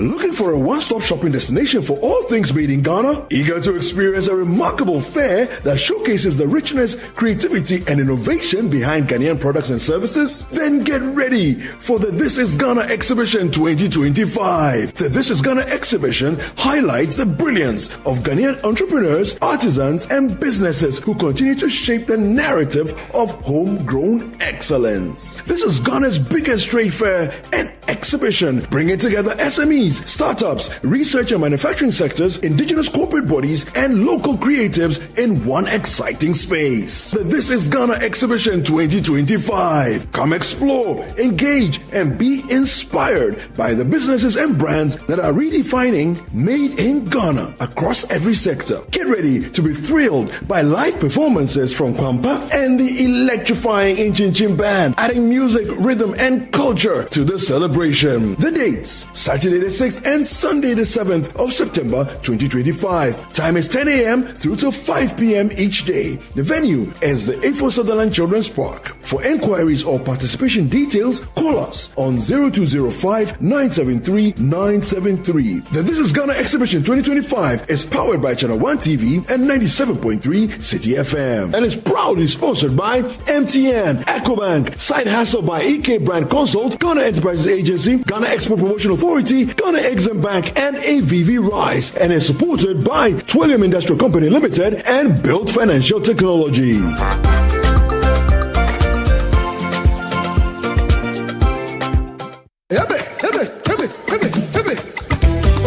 This August, Get ready for an unforgettable night of worship and celebration as Perez Music presents Glorified, dubbed His Love and Kindness. Ministering live, Perez Music alongside the legendary Daughters of Glorious Jesus. Also ministering Joyful Way Incorporated, Minister Gabby Akwe and Edom Evangelist. Join us on Sunday the 31st of August 2025 at 4 p.m. sharp at the Victory Bible Church, Awoshi Dominion Sanctuary for an evening of powerful ministry and praise. It's absolutely free. But if you would like to support this ministry, you can do so by purchasing our special event merchandise or call 0557 116 607. That is 0557 116 607. Let's come together and raise a sound of gratitude for God's love and kindness. It's going to be nothing short of heaven on earth. This event is proudly sponsored by Eddie Spitzer and powered by Rima City of Worship. Media partner City FM and Channel 1 TV.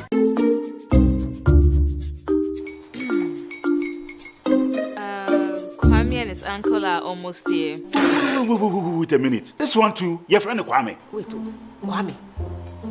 As in the same Kwame again? Yes, mommy. I'm the second coming. Into all this tension just to reintroduce that broke boy from Kaswa. Why would you deceive the family like this again? Now I understand the whole delay. Troll from Kaswa dear. Why wouldn't he be late? Or be late? Of course.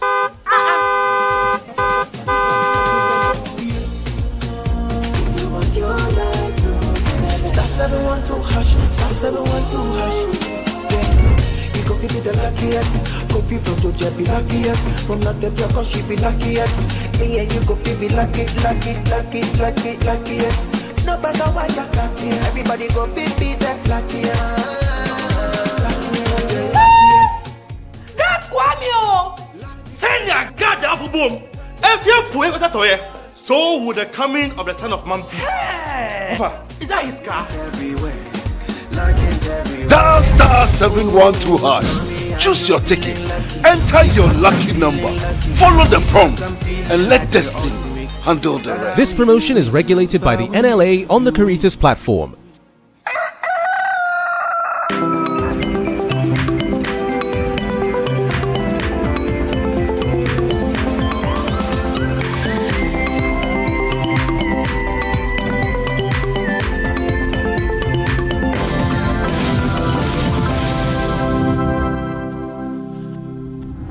We're always grateful that you stay with us here on Breakfast Daily on Channel 1 TV. We had conversations with the Public Relations Officer for Rent Control Department Ghana, Emmanuel Pusu, and trust me, the comments a lot. Still, people are commenting, sending in messages that at least when we get him again, he would answer and all that. But I want to throw the question to you out there. What are some of the challenges maybe you are facing when it comes to renting in Ghana? How much are you paying when it comes to renting in the country? Where exactly are you renting when it comes to the apartment you are going in for, and so on and so forth? So you can join us with your thoughts, submissions, and comments. We are opening the phone lines for you. Just a few calls so we can move to something else. But Chris, recently I went looking for an apartment with a friend of mine, and she was renting 2-bedroom apartment for 4,500. That's all right. That's all right. Well, that's what they charge now, so that's something that's all right. 4,500. Yeah. For 2-bedroom apartment. It depends on the sort of apartment though, but that's what they are charging now. Some people are making money. Why don't you get bored sometimes and just go to tonaton.com and just be looking? I really get bored and want to see my future. You know, yeah. I said, God, how much is my savings? So I'll buy a house one day. I just go there, Do you see the prices? But you see, well, I also look at it from this point of view that see, you are working and maybe you are earning like 2,000 or 2,500 salary, and you are looking out for a decent apartment, and what they are charging is a 1-bedroom or chamber and hall should go around 1,000 depending on the location. Yeah. Then a 2-bedroom apartment, ordinarily, I know with a flat, for instance, around 1,008 to 2,200 or 2,500. It depends on what kind of flat. Okay. Okay. It depends on what kind of flat. But to see 4,500 for 2-bedroom apartment. Oh, it's like we see it. That looks like we the baby before we are not the target. I see 5,000. I see 6,000. Wow. Yes. That's too much. That's too much. So the only thing I say, I just go there and just to keep myself abreast of what's happening in the nation right now. Yeah. Anyway, and also what Emmanuel made mention of, you can't actually tell the landlord how much he or she should charge. You see, you can't tell the landlord how much he should charge, but I feel like you can tell the landlord how they should, take their money. Oh, anyway, but he explained it. I will give that explanation. So Emmanuel from Emmanuel is joining us. Idris rather is joining us. Idris, good morning. Good morning, sir. Let's hear from you. Yeah, good. In fact, I followed your program today. And then, in fact, it's a good program that you are bringing up. It's something that is worrying all of us, especially those who doesn't have building, okay? And my main problem is that the amount of money that they charge, 1 year, 2 year, whatever. Me, that's my main problem. If the government could do something to bring it down to, let's say, 6 months at least, 6 months. Okay, so when the PRO came here, he explained there are two ways. One short term and another long term. So the short term stay is 6 months and below, and the long term is above 6 months to whatever year you would want to pay. So depending on the agreement you would enter between yourself, that is a tenant, and the developer or the landlord. So it's your own agreement, what you'd want to go into, whether you're going for short term or you're going for long. Exactly. What does the law say? That's what he said. He said that's what the law says. So the law allows them to go up to, let's say, 1 year or more. Exactly. So that one, not the tenant, the landlord. The landlord. So that is long term. You are looking at long term. But if it's short term, it's 6 months and below. So I asked a question. That means our problem is not going to be solved. Exactly. I think the government should make it like maximum of, let's say, 6 months, okay, that they can take. But if you, the tenant, can go beyond that, fine. Yes. So he says that is the agreement between you and the landlord. The landlord is not supposed to demand. It's the tenant's willingness. So it's sort of like an agreement between the tenant and the landlord. Yes, that's what he says. But definitely you bring him back again. So if the landlord is demanding, then you can take him to rent control and see what rent control will talk about when you go there. Oh, then I think we have to hammer on this so that the government do something. I think the best is to make it maybe maximum of 6 months, so that if you, the tenant, can pay more. Sometimes we, the tenants, we want to pay more and be free for some time. Yeah. Reasonable. But there are cases where the tenant cannot pay 1 year. There are those cases. Sometimes where you are not okay, you understand, but you like to leave as soon as possible. My brother and my sister there, if you don't have such couple amount of money like the 2 years, you can move. Yeah. You always have to stay at the place whereby you are not even willing to stay. Yes. So I think that what the government should do to help everybody is that maybe he should make it like up to 6 months maximum. You understand? But if you, the tenant, will be able to pay more, fine. You understand? But they shouldn't make it open that the landlords can negotiate for 1 year or more or whatever. They should make it up to 6 months at most. Right. Okay, thank you so much. That's my idea, and it will help so many Ghanaians. I'm not the only person. When I go to work, we used to talk about this, and Charlie, it's not easy. So it's a good program you are bringing up. So it's difficult renting in Accra, I guess. It is. Very, very difficult work. Very difficult. Very difficult. Okay. Thank you so much. That is making so many people decided to live in the slums, like the kiosks and so many things, because they can't afford. Okay. They can't afford. But if the government will make it, then if you go to our neighboring countries, that's our neighboring country, they pay, I think it's by monthly or so. Monthly. Yeah, Togo pays monthly. Nigeria, monthly. Togo pays monthly, actually. Yeah, monthly. Why is it that Ghana alone is 1 year, 2 years? It's only in Ghana. Wow. It doesn't help us, seriously. Okay. It's only in Ghana. You can find out. Me, I've been making some research. People who live in other places, I've been making this research. Only in Ghana, you'll be asked to pay 1 year, 2 years, and even 3 years. Okay. Thank you so much. So thank you. Point well made. But Chris, I also think that a 1 month thing, there is some sort of disadvantage there to you yourself. It depends on you. If it works for you, why not?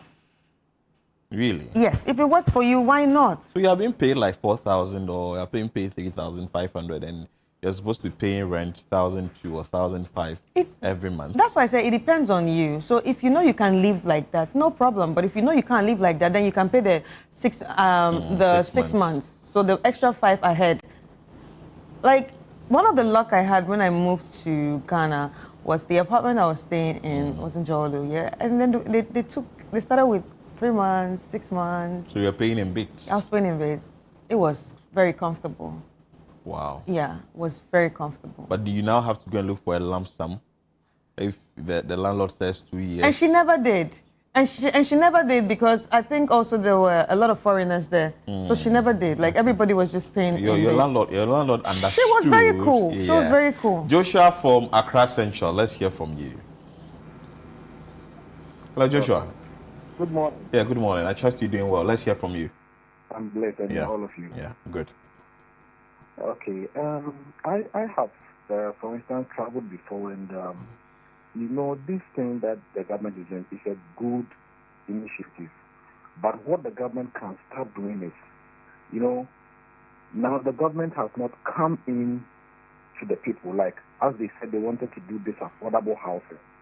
You know, this affordable housing, and an average Ghanaian cannot rent from the government those $300, $3,000, $1,500. That is not unaffordable. For instance, when you go to UK, there are rooms, single room cubicles that the government has given out to their citizens. You understand?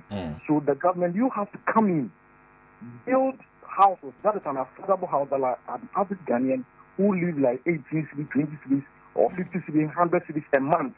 Before you can implement this thing, because look at the landlord, Ghana is tough, Africa is tough. They have struggled to build, and you are now bringing this regulation in. I'm not saying what the government is doing is not good. It is good. Before you impose this regulation, you, the government, have to say, I have been doing this. So now, you are on me. Now, everybody should go on 6 months, 3 months, 2 months, or 1 month. But it is not so in Ghana. And it is very sad.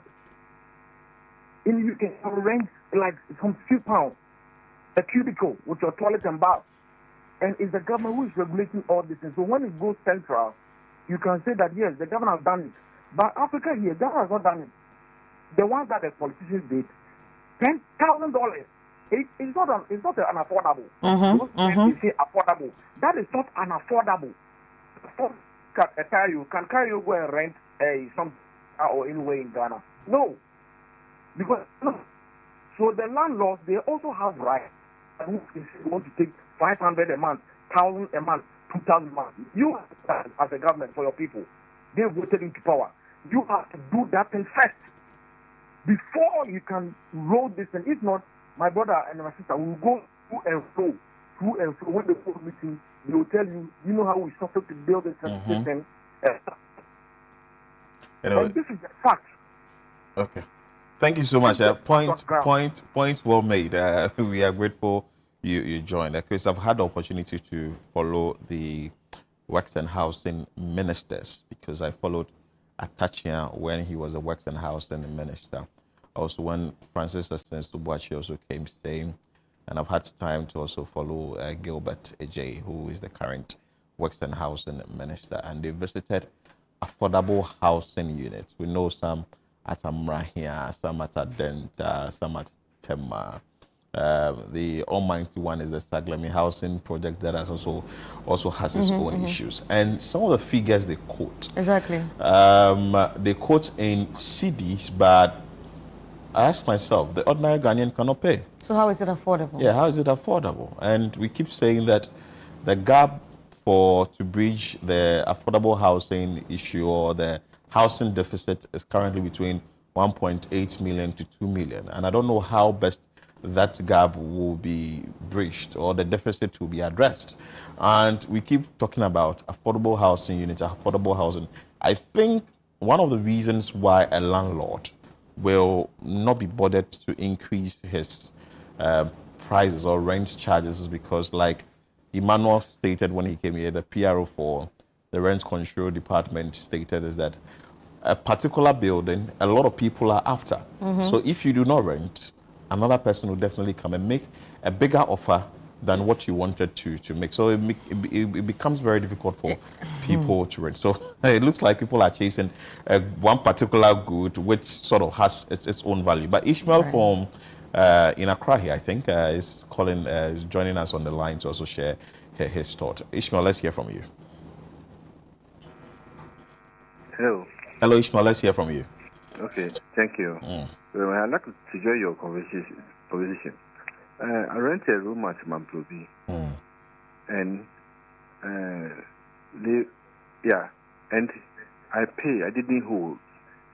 Even as I'm talking now, my money is with them, and the landlord, the daughter, have gone to my room, rent control officers, and they stole my things from the room. They stole my things. I have the evidence. The case at Mamplobi police station. You said a landlord's daughter went to rent control. Went to rent control, and I've been there.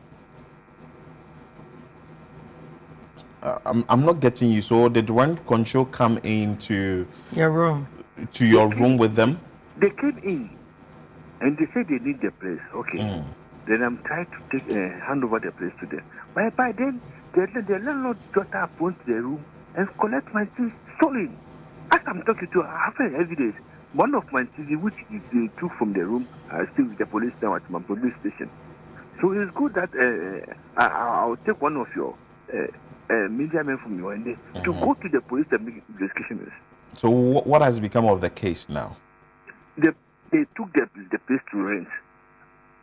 And your things are out, or they brought your things out? I took my things. By then, she went to the place and stole things from my room. Wow. Anyway, so currently you are out of the house. Yes, please. And you say what of yours was stolen? She took my televisions, opened my wardrobe, and took money, perfumes.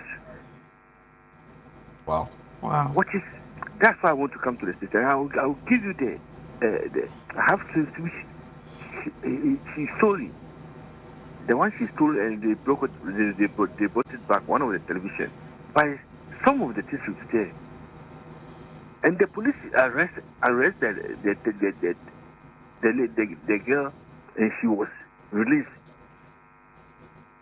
Wow, that's sad. But let's know what happens with this case in the near future so that we can also see what we can also see about it. But with what he's saying, the rent control officer or the senior rent officer also explained that it says that you are given 14 days if you are in a particular room and you've sort of left and you're supposed to sort of make payment and all that, and you've not stayed in the room for 14 days, you are given notification that you are wanted at the rent control department. If you do not go there within 14 days, now they proceed to court. So to court, then they get an order from the court. Then they can now go into your room and bring out the items. And the items that they bring, the landlord is supposed to keep possession or is supposed to keep your things, i.e., the rent control department will list the items in your room. But that's what we're saying, that we will have to bring the PRO or the officer from rent control again to come and have conversations with us here on Channel 1 TV Breakfast Daily, so that, because it looks like a lot of people have issues with rent. Yeah, I think the issue of rent is very dicey because everyone is bearing the grunt, especially when it comes to the issue of paying rent. A lot of people cannot do the 1 year. And if you listen to, or 1 year or 2 years, if you listen to the conversations or if you follow the conversations on social media, the question is simple. As a young person who is trying to start their lives, how would you actually bill that person 2 years rent? The person just came out from their dad's house. And now you're saying he should pay like how much is he making? And with with the way the system is, how do you even save for yourself? Because we already live in a system that is, you know, as you're getting, you're spending. So you can't save, but we want to build sort of hand to mouth. Yes, hand to mouth. You understand? Because you want to build, you want to buy land, you want to do so many things. You want to buy a car, you want to do some, you want to buy a bicycle. The money is like, it's just too much. You're earning more. So imagine a young man that probably now has a family. It makes life very difficult. When we are employers, we also see inside for us and see what he can do for us. Anyway, so that is it by way of engaging you out there so that you also share your views. We have limited time, so we just want to end here. We'll bring you another one when we actually get the rent control man in studio so that he can answer all your questions. We had a lot of questions when it comes to the rent issue in this country, what tenants are going through. Some landlords are also not taking it easy at all with their tenants. But we'll bring you more on this show in subsequent days. Make sure that you'll be glued to it when we get the rent control officer in the studio with us. We'll go for a quick break. When we come back, we'll bring you more on the show. Make sure that you stay with us. Go nowhere. We'll be back with more.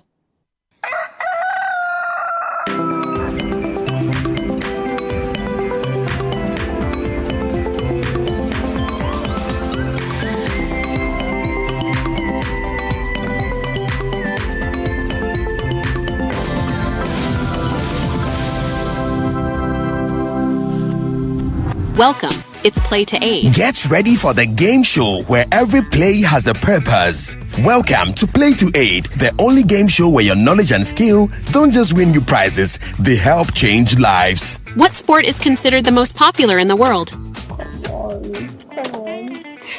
Football.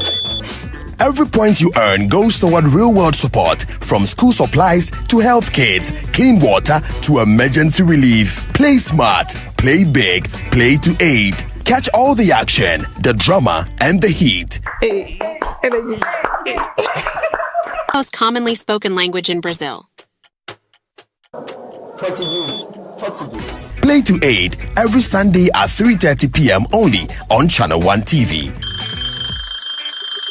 Edna, let's begin. The Play to Aid game show is proudly sponsored by Tang Palace, Giraffe Island, and VVIP.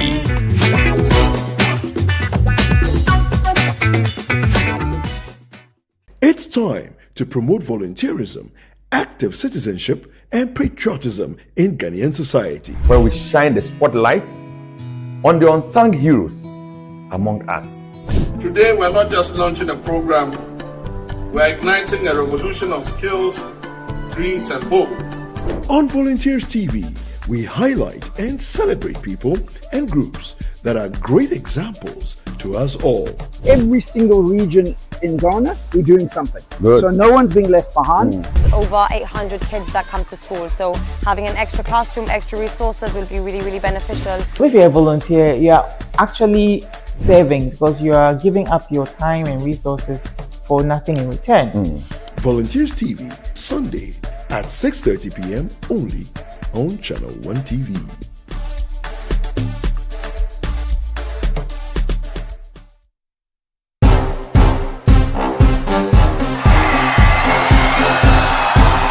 When the stars come out, Ghana Weekend turns up the lights. From the hottest red carpet moments to the wildest after parties. And for all your celebrations, anniversaries, and unforgettable moments, if it's happening, we're there. First, fast, and fabulously. Your front row pass to Ghana's A-list lifestyle is just a click or a channel away. GhanaWeekend.com and Ghana Weekend TV, where fame meets the fans. Promote your next big event with us, because when you party with the stars, the whole nation of Black Stars should know. Visit GhanaWeekend.com, watch and subscribe to Ghana Weekend TV on YouTube. Stay connected with us across all platforms. Follow us on Instagram with the handle at GhanaWeekend.com, on X at Ghana Weekend, on TikTok, Ghana Weekend, and on Facebook at Ghana Weekend. Join the Ghana Weekend family today. Ghana Weekend, all access, all glam, all yours.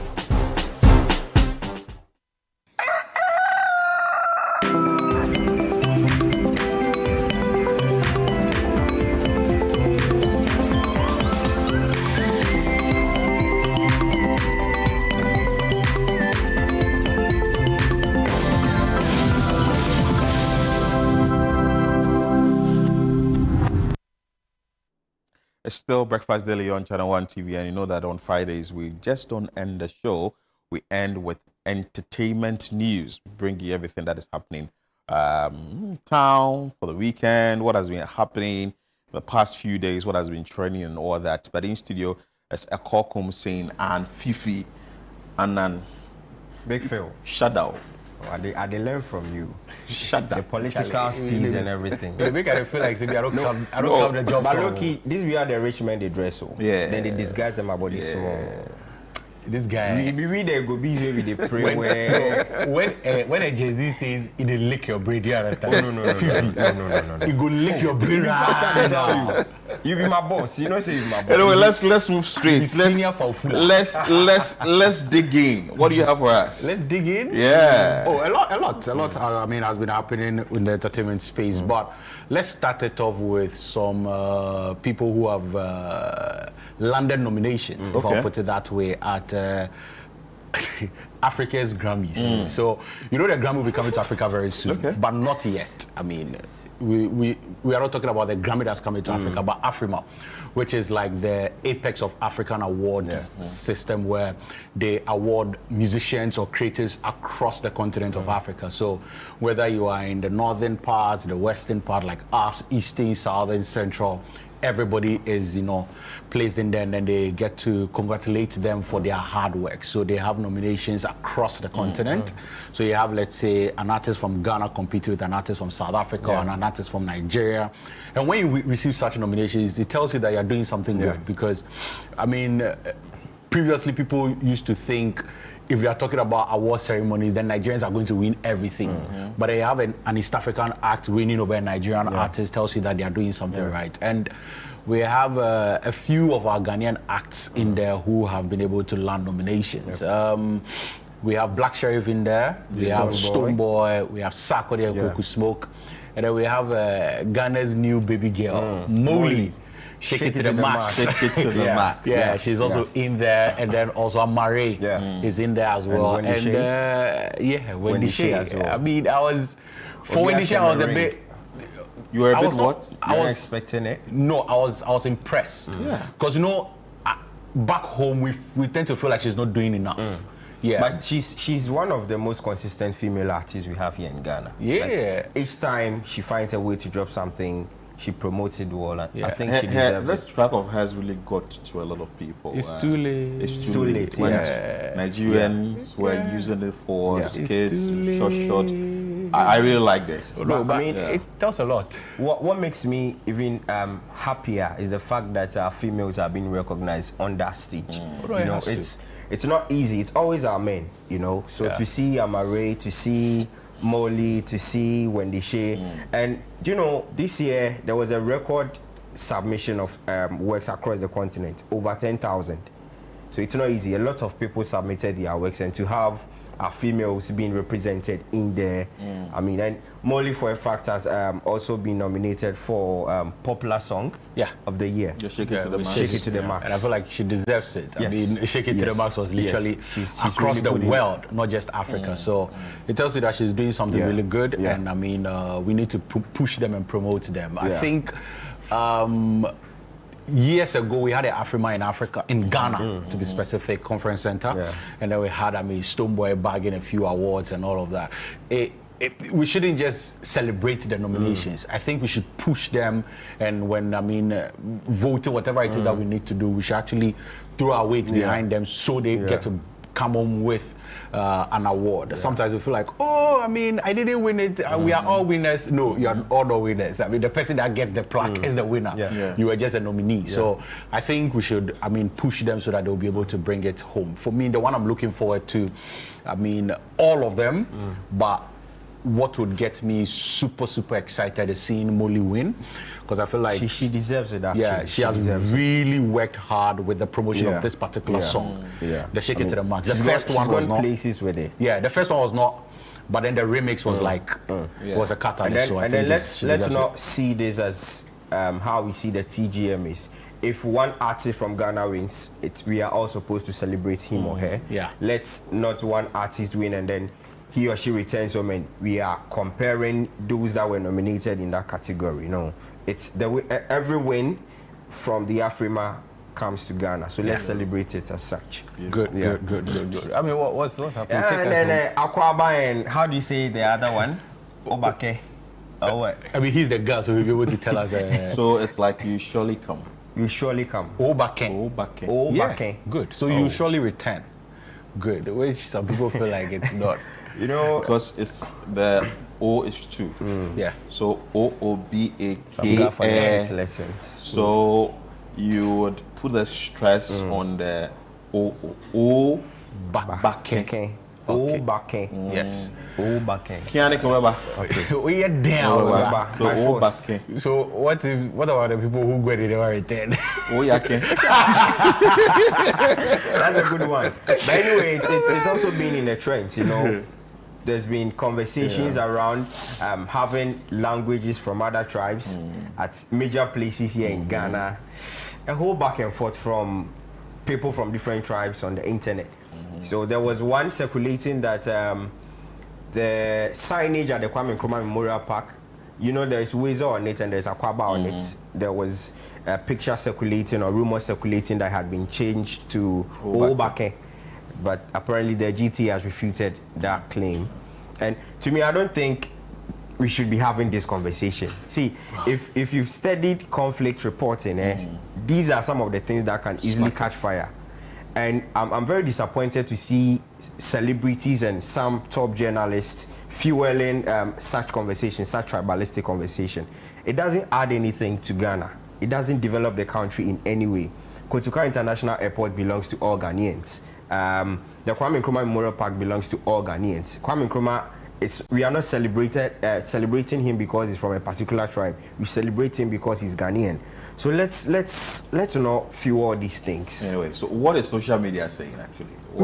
What are the entertainment or the people in the entertainment industry saying about this? I think quite a number of people are writing a lot. I mean, this morning I read from one of the writers from Nido, the one who did the Alabaster Box when he wrote about the welcome ways Akwaba. As of the time he was actually there, he didn't know of Obake and all of that. And I mean, you know, Obake to him means you shall surely return, which to him he feels like it's not a good representation of welcome, right? For me, it's neither here nor there. I feel like if we want to tell a proper Ghanaian holistic story, it's not about changing one for the other. It's about adding on, because we are telling a proper story of Ghana. So we shouldn't make it sound like, oh, I mean, the airport is on a Ghana land, so we have to change the Akwaba. It doesn't serve just Ghana. I mean, we should add to it. I feel like that should rather be the narrative. It's not changing what is there because I heard someone saying there's another airport in Kumasi, so they should take the Akwaba there and then they should keep Obake here. Man. It doesn't make any sense to me. I feel like we should rather add to it. So we have Akwaba, we can add Obake, we can add Wezo, we can add anything from the northern part so that everything will be represented. I visited one of the countries and their local languages, they've splashed it all over. So it's a big board, and then they have it all over. So maybe at the airport, arrival can have Akwaba, departure can have Obake. It changes nothing. You know, and we should splash it all over. Parallel culture doesn't hurt. I mean, but to make it look as though one tribe is superior over the other, no, we don't entertain. So that is what it is in that space. What else do you have for us? Another thing that has been happening is yesterday our very own songbird Jackie. she dropped an album. Yeah. So her After Midnight album that I had the opportunity to actually interview her before the album is finally out on the chat. So make it a point to go listen to it. Yeah. A lot of people were there for the listening session. I mean, I saw Black Sheriff there. I saw Sefa there. Yeah. Shouts to Ghana Weekend. Yeah, Ghana Weekend were also there. Ashaman. Yeah, our very own Bernard. Bernard Kafui. Yeah, Bernard Kafui. Yeah. Gabla. Yeah, that's the word I was looking for. The name I was looking for. Bernard Kafui Gabla was there. Yeah. And I think, I mean, on the side of Ghana Weekend, I mean, special shout outs going out to, I mean, the mama who is leading the team when it comes to Ghana Weekend, her very own, her local ship. Yeah. Salute to you, man. I mean, this about she force Ghana Weekend down, you know, and you do the job. Swallow it. Yeah. So I mean, VK. I mean, I feel like her leadership has transformed the Ghana Weekend. I mean, and so special shout outs going out to Ghana Weekend and all the is it lieutenants or lieutenants? Lieutenants who are working with. Shouts to Salikweku, Rachel Engman. Yeah, Shaman, another shouts to you. Yeah, Shaman, Fifi, all of them. For us, we are shadow Ghana Weekend members. You know, this album is actually a contender for next year's Artist of the Year. You know, before Jackie dropped his, it was just Black Sheriff's Iron Boy, and there's been conversations of he bagging the Artist of the Year at next year's TGMA.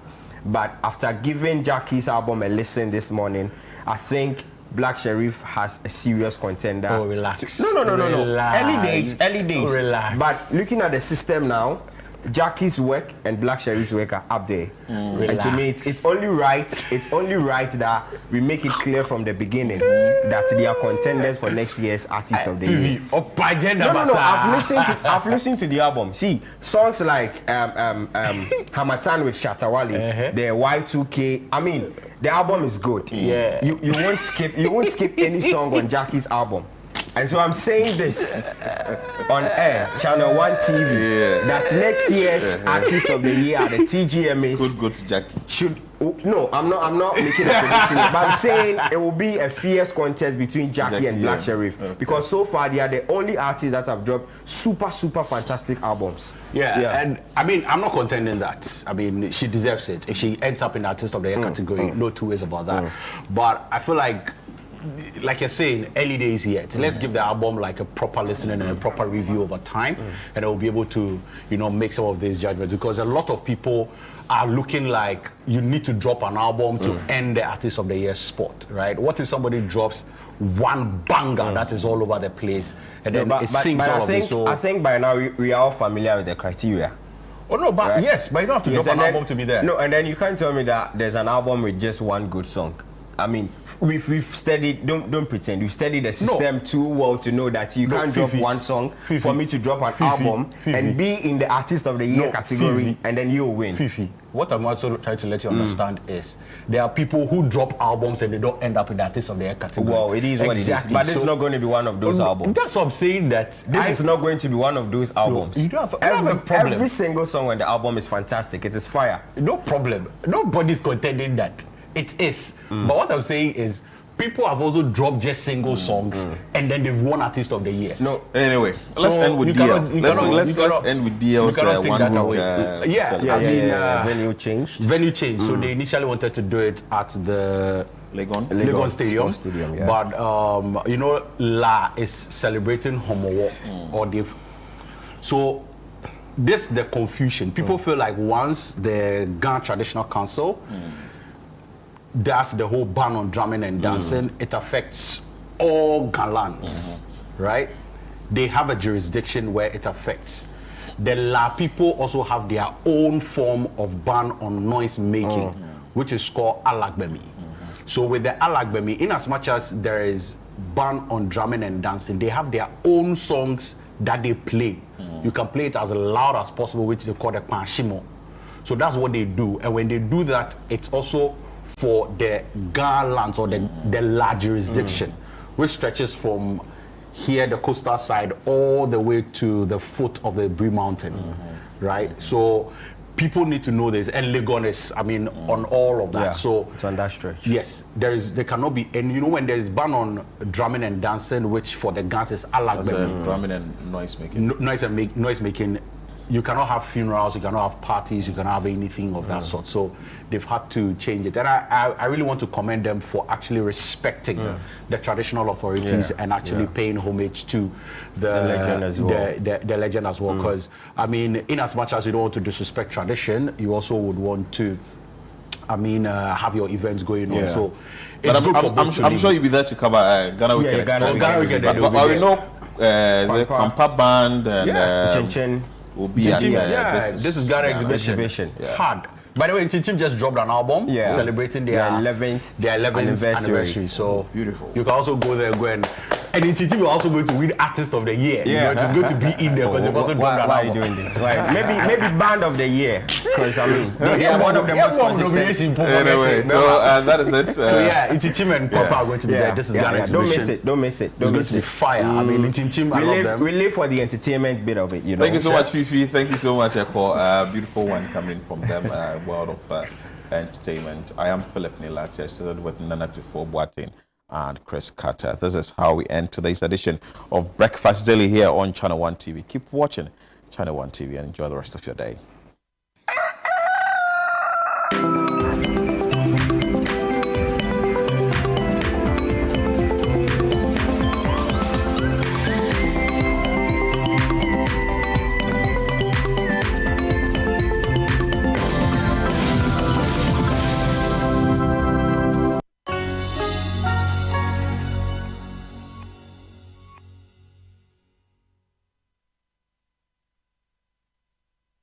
Curious about what's happening beyond your borders? Beyond Borders takes you there. Every Wednesday at 7 p.m., join Caleb Kuda as he explores the stories that shape our world, connecting you with Ghanaians in other cultures and seeing the world through their eyes. So we've learned one thing: you leave your shoes outside. Wow. Tuesdays, yeah. You know, I won't go to Ghana dressed in a Lacoste. As director of operations. From international politics to the human stories that define nations, Beyond Borders brings you a fresh perspective of Ghanaians around the world, one conversation at a time. Beyond Borders with Caleb Kuda airs Wednesdays at 7 p.m. only on Channel 1 TV.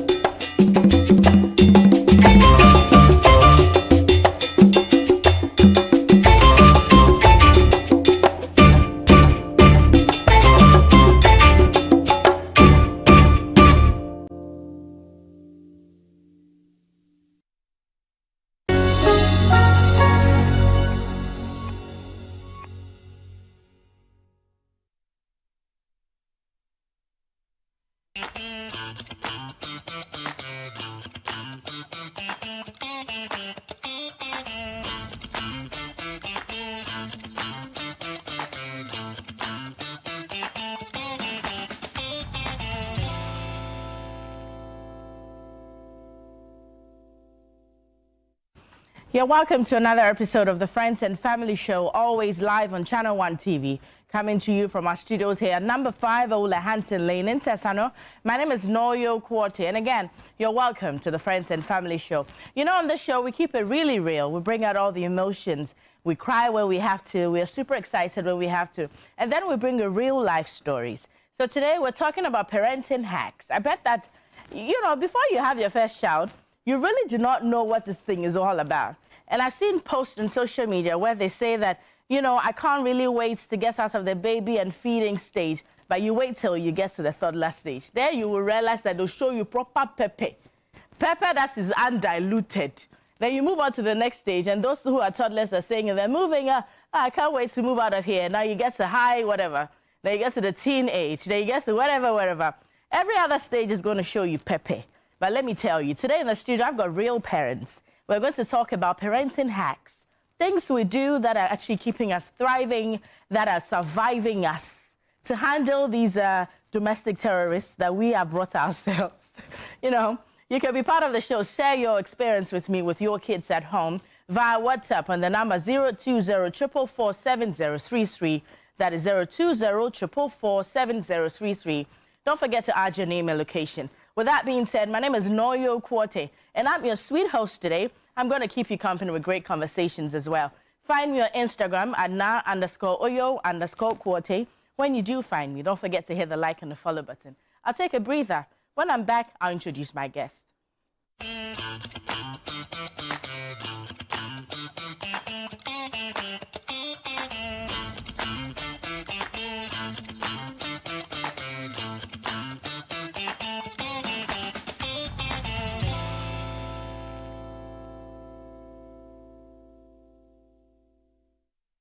Hey Ghana, so you people know Miss Brother once more. It be me, it's your boy. Kill them all, kill them all. But this time, I'm not only killing mosquitoes, I am killing the grades. See? This wouldn't have been possible if I didn't have the perfect mosquito-free atmosphere. Thank you, Out Insecticide. And yeah, Out Mosquito Coil. For a mosquito-free atmosphere, trust Out to... You are not serious. Out Insecticide. So ya boa, faha. You say nothing yet. This Big Brother Naija Season 10. It's 10 times the drama, 10 times the rivalry, and 10 times the game. This is certified. No zero, no minus. Big Brother Naija Season 10. Showing 24/7 on DSTV and on GoTV. Gold sponsor, Guinness.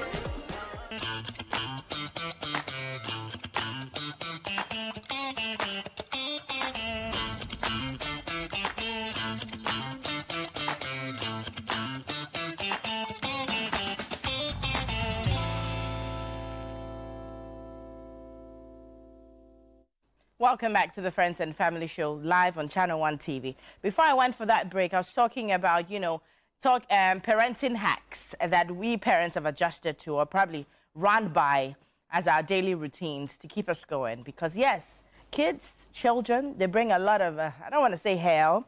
They're sweet, baby. They're sweet children. They're sweet persons. We actually brought them into the world. But when they say they will show you something small, they have their own percentage of small. Yours might be minute, but they might think that they are playing with you, but it's actually taking you through. Now, I've got 4 guests in the studio, parents, who are going to share with us all their, routines that make them move throughout the day or maneuver throughout the day, that's making them thrive in their, motherhood and fatherhood, and all the hacks that we can put aside. So if your kids are not here yet, probably you're now getting ready to have kids, probably put them here, and then see if you can run wild with it. Or even your kids already here, you can try some of these hacks and see if they work, okay? So today in my studio, I have Reverend Eric Nyaku, who's a pastor, and he has 2 boys. Okay, you're welcome, Rev. Thank you. And so today we're going to do that. You show us the, the spiritual part of, the biblical part of, handling these domestic terrorists. Yes. Okay. And again, I bet you'd wonder why I call them domestic terrorists. I understand. They can't go outside. It is only you they only can. the house.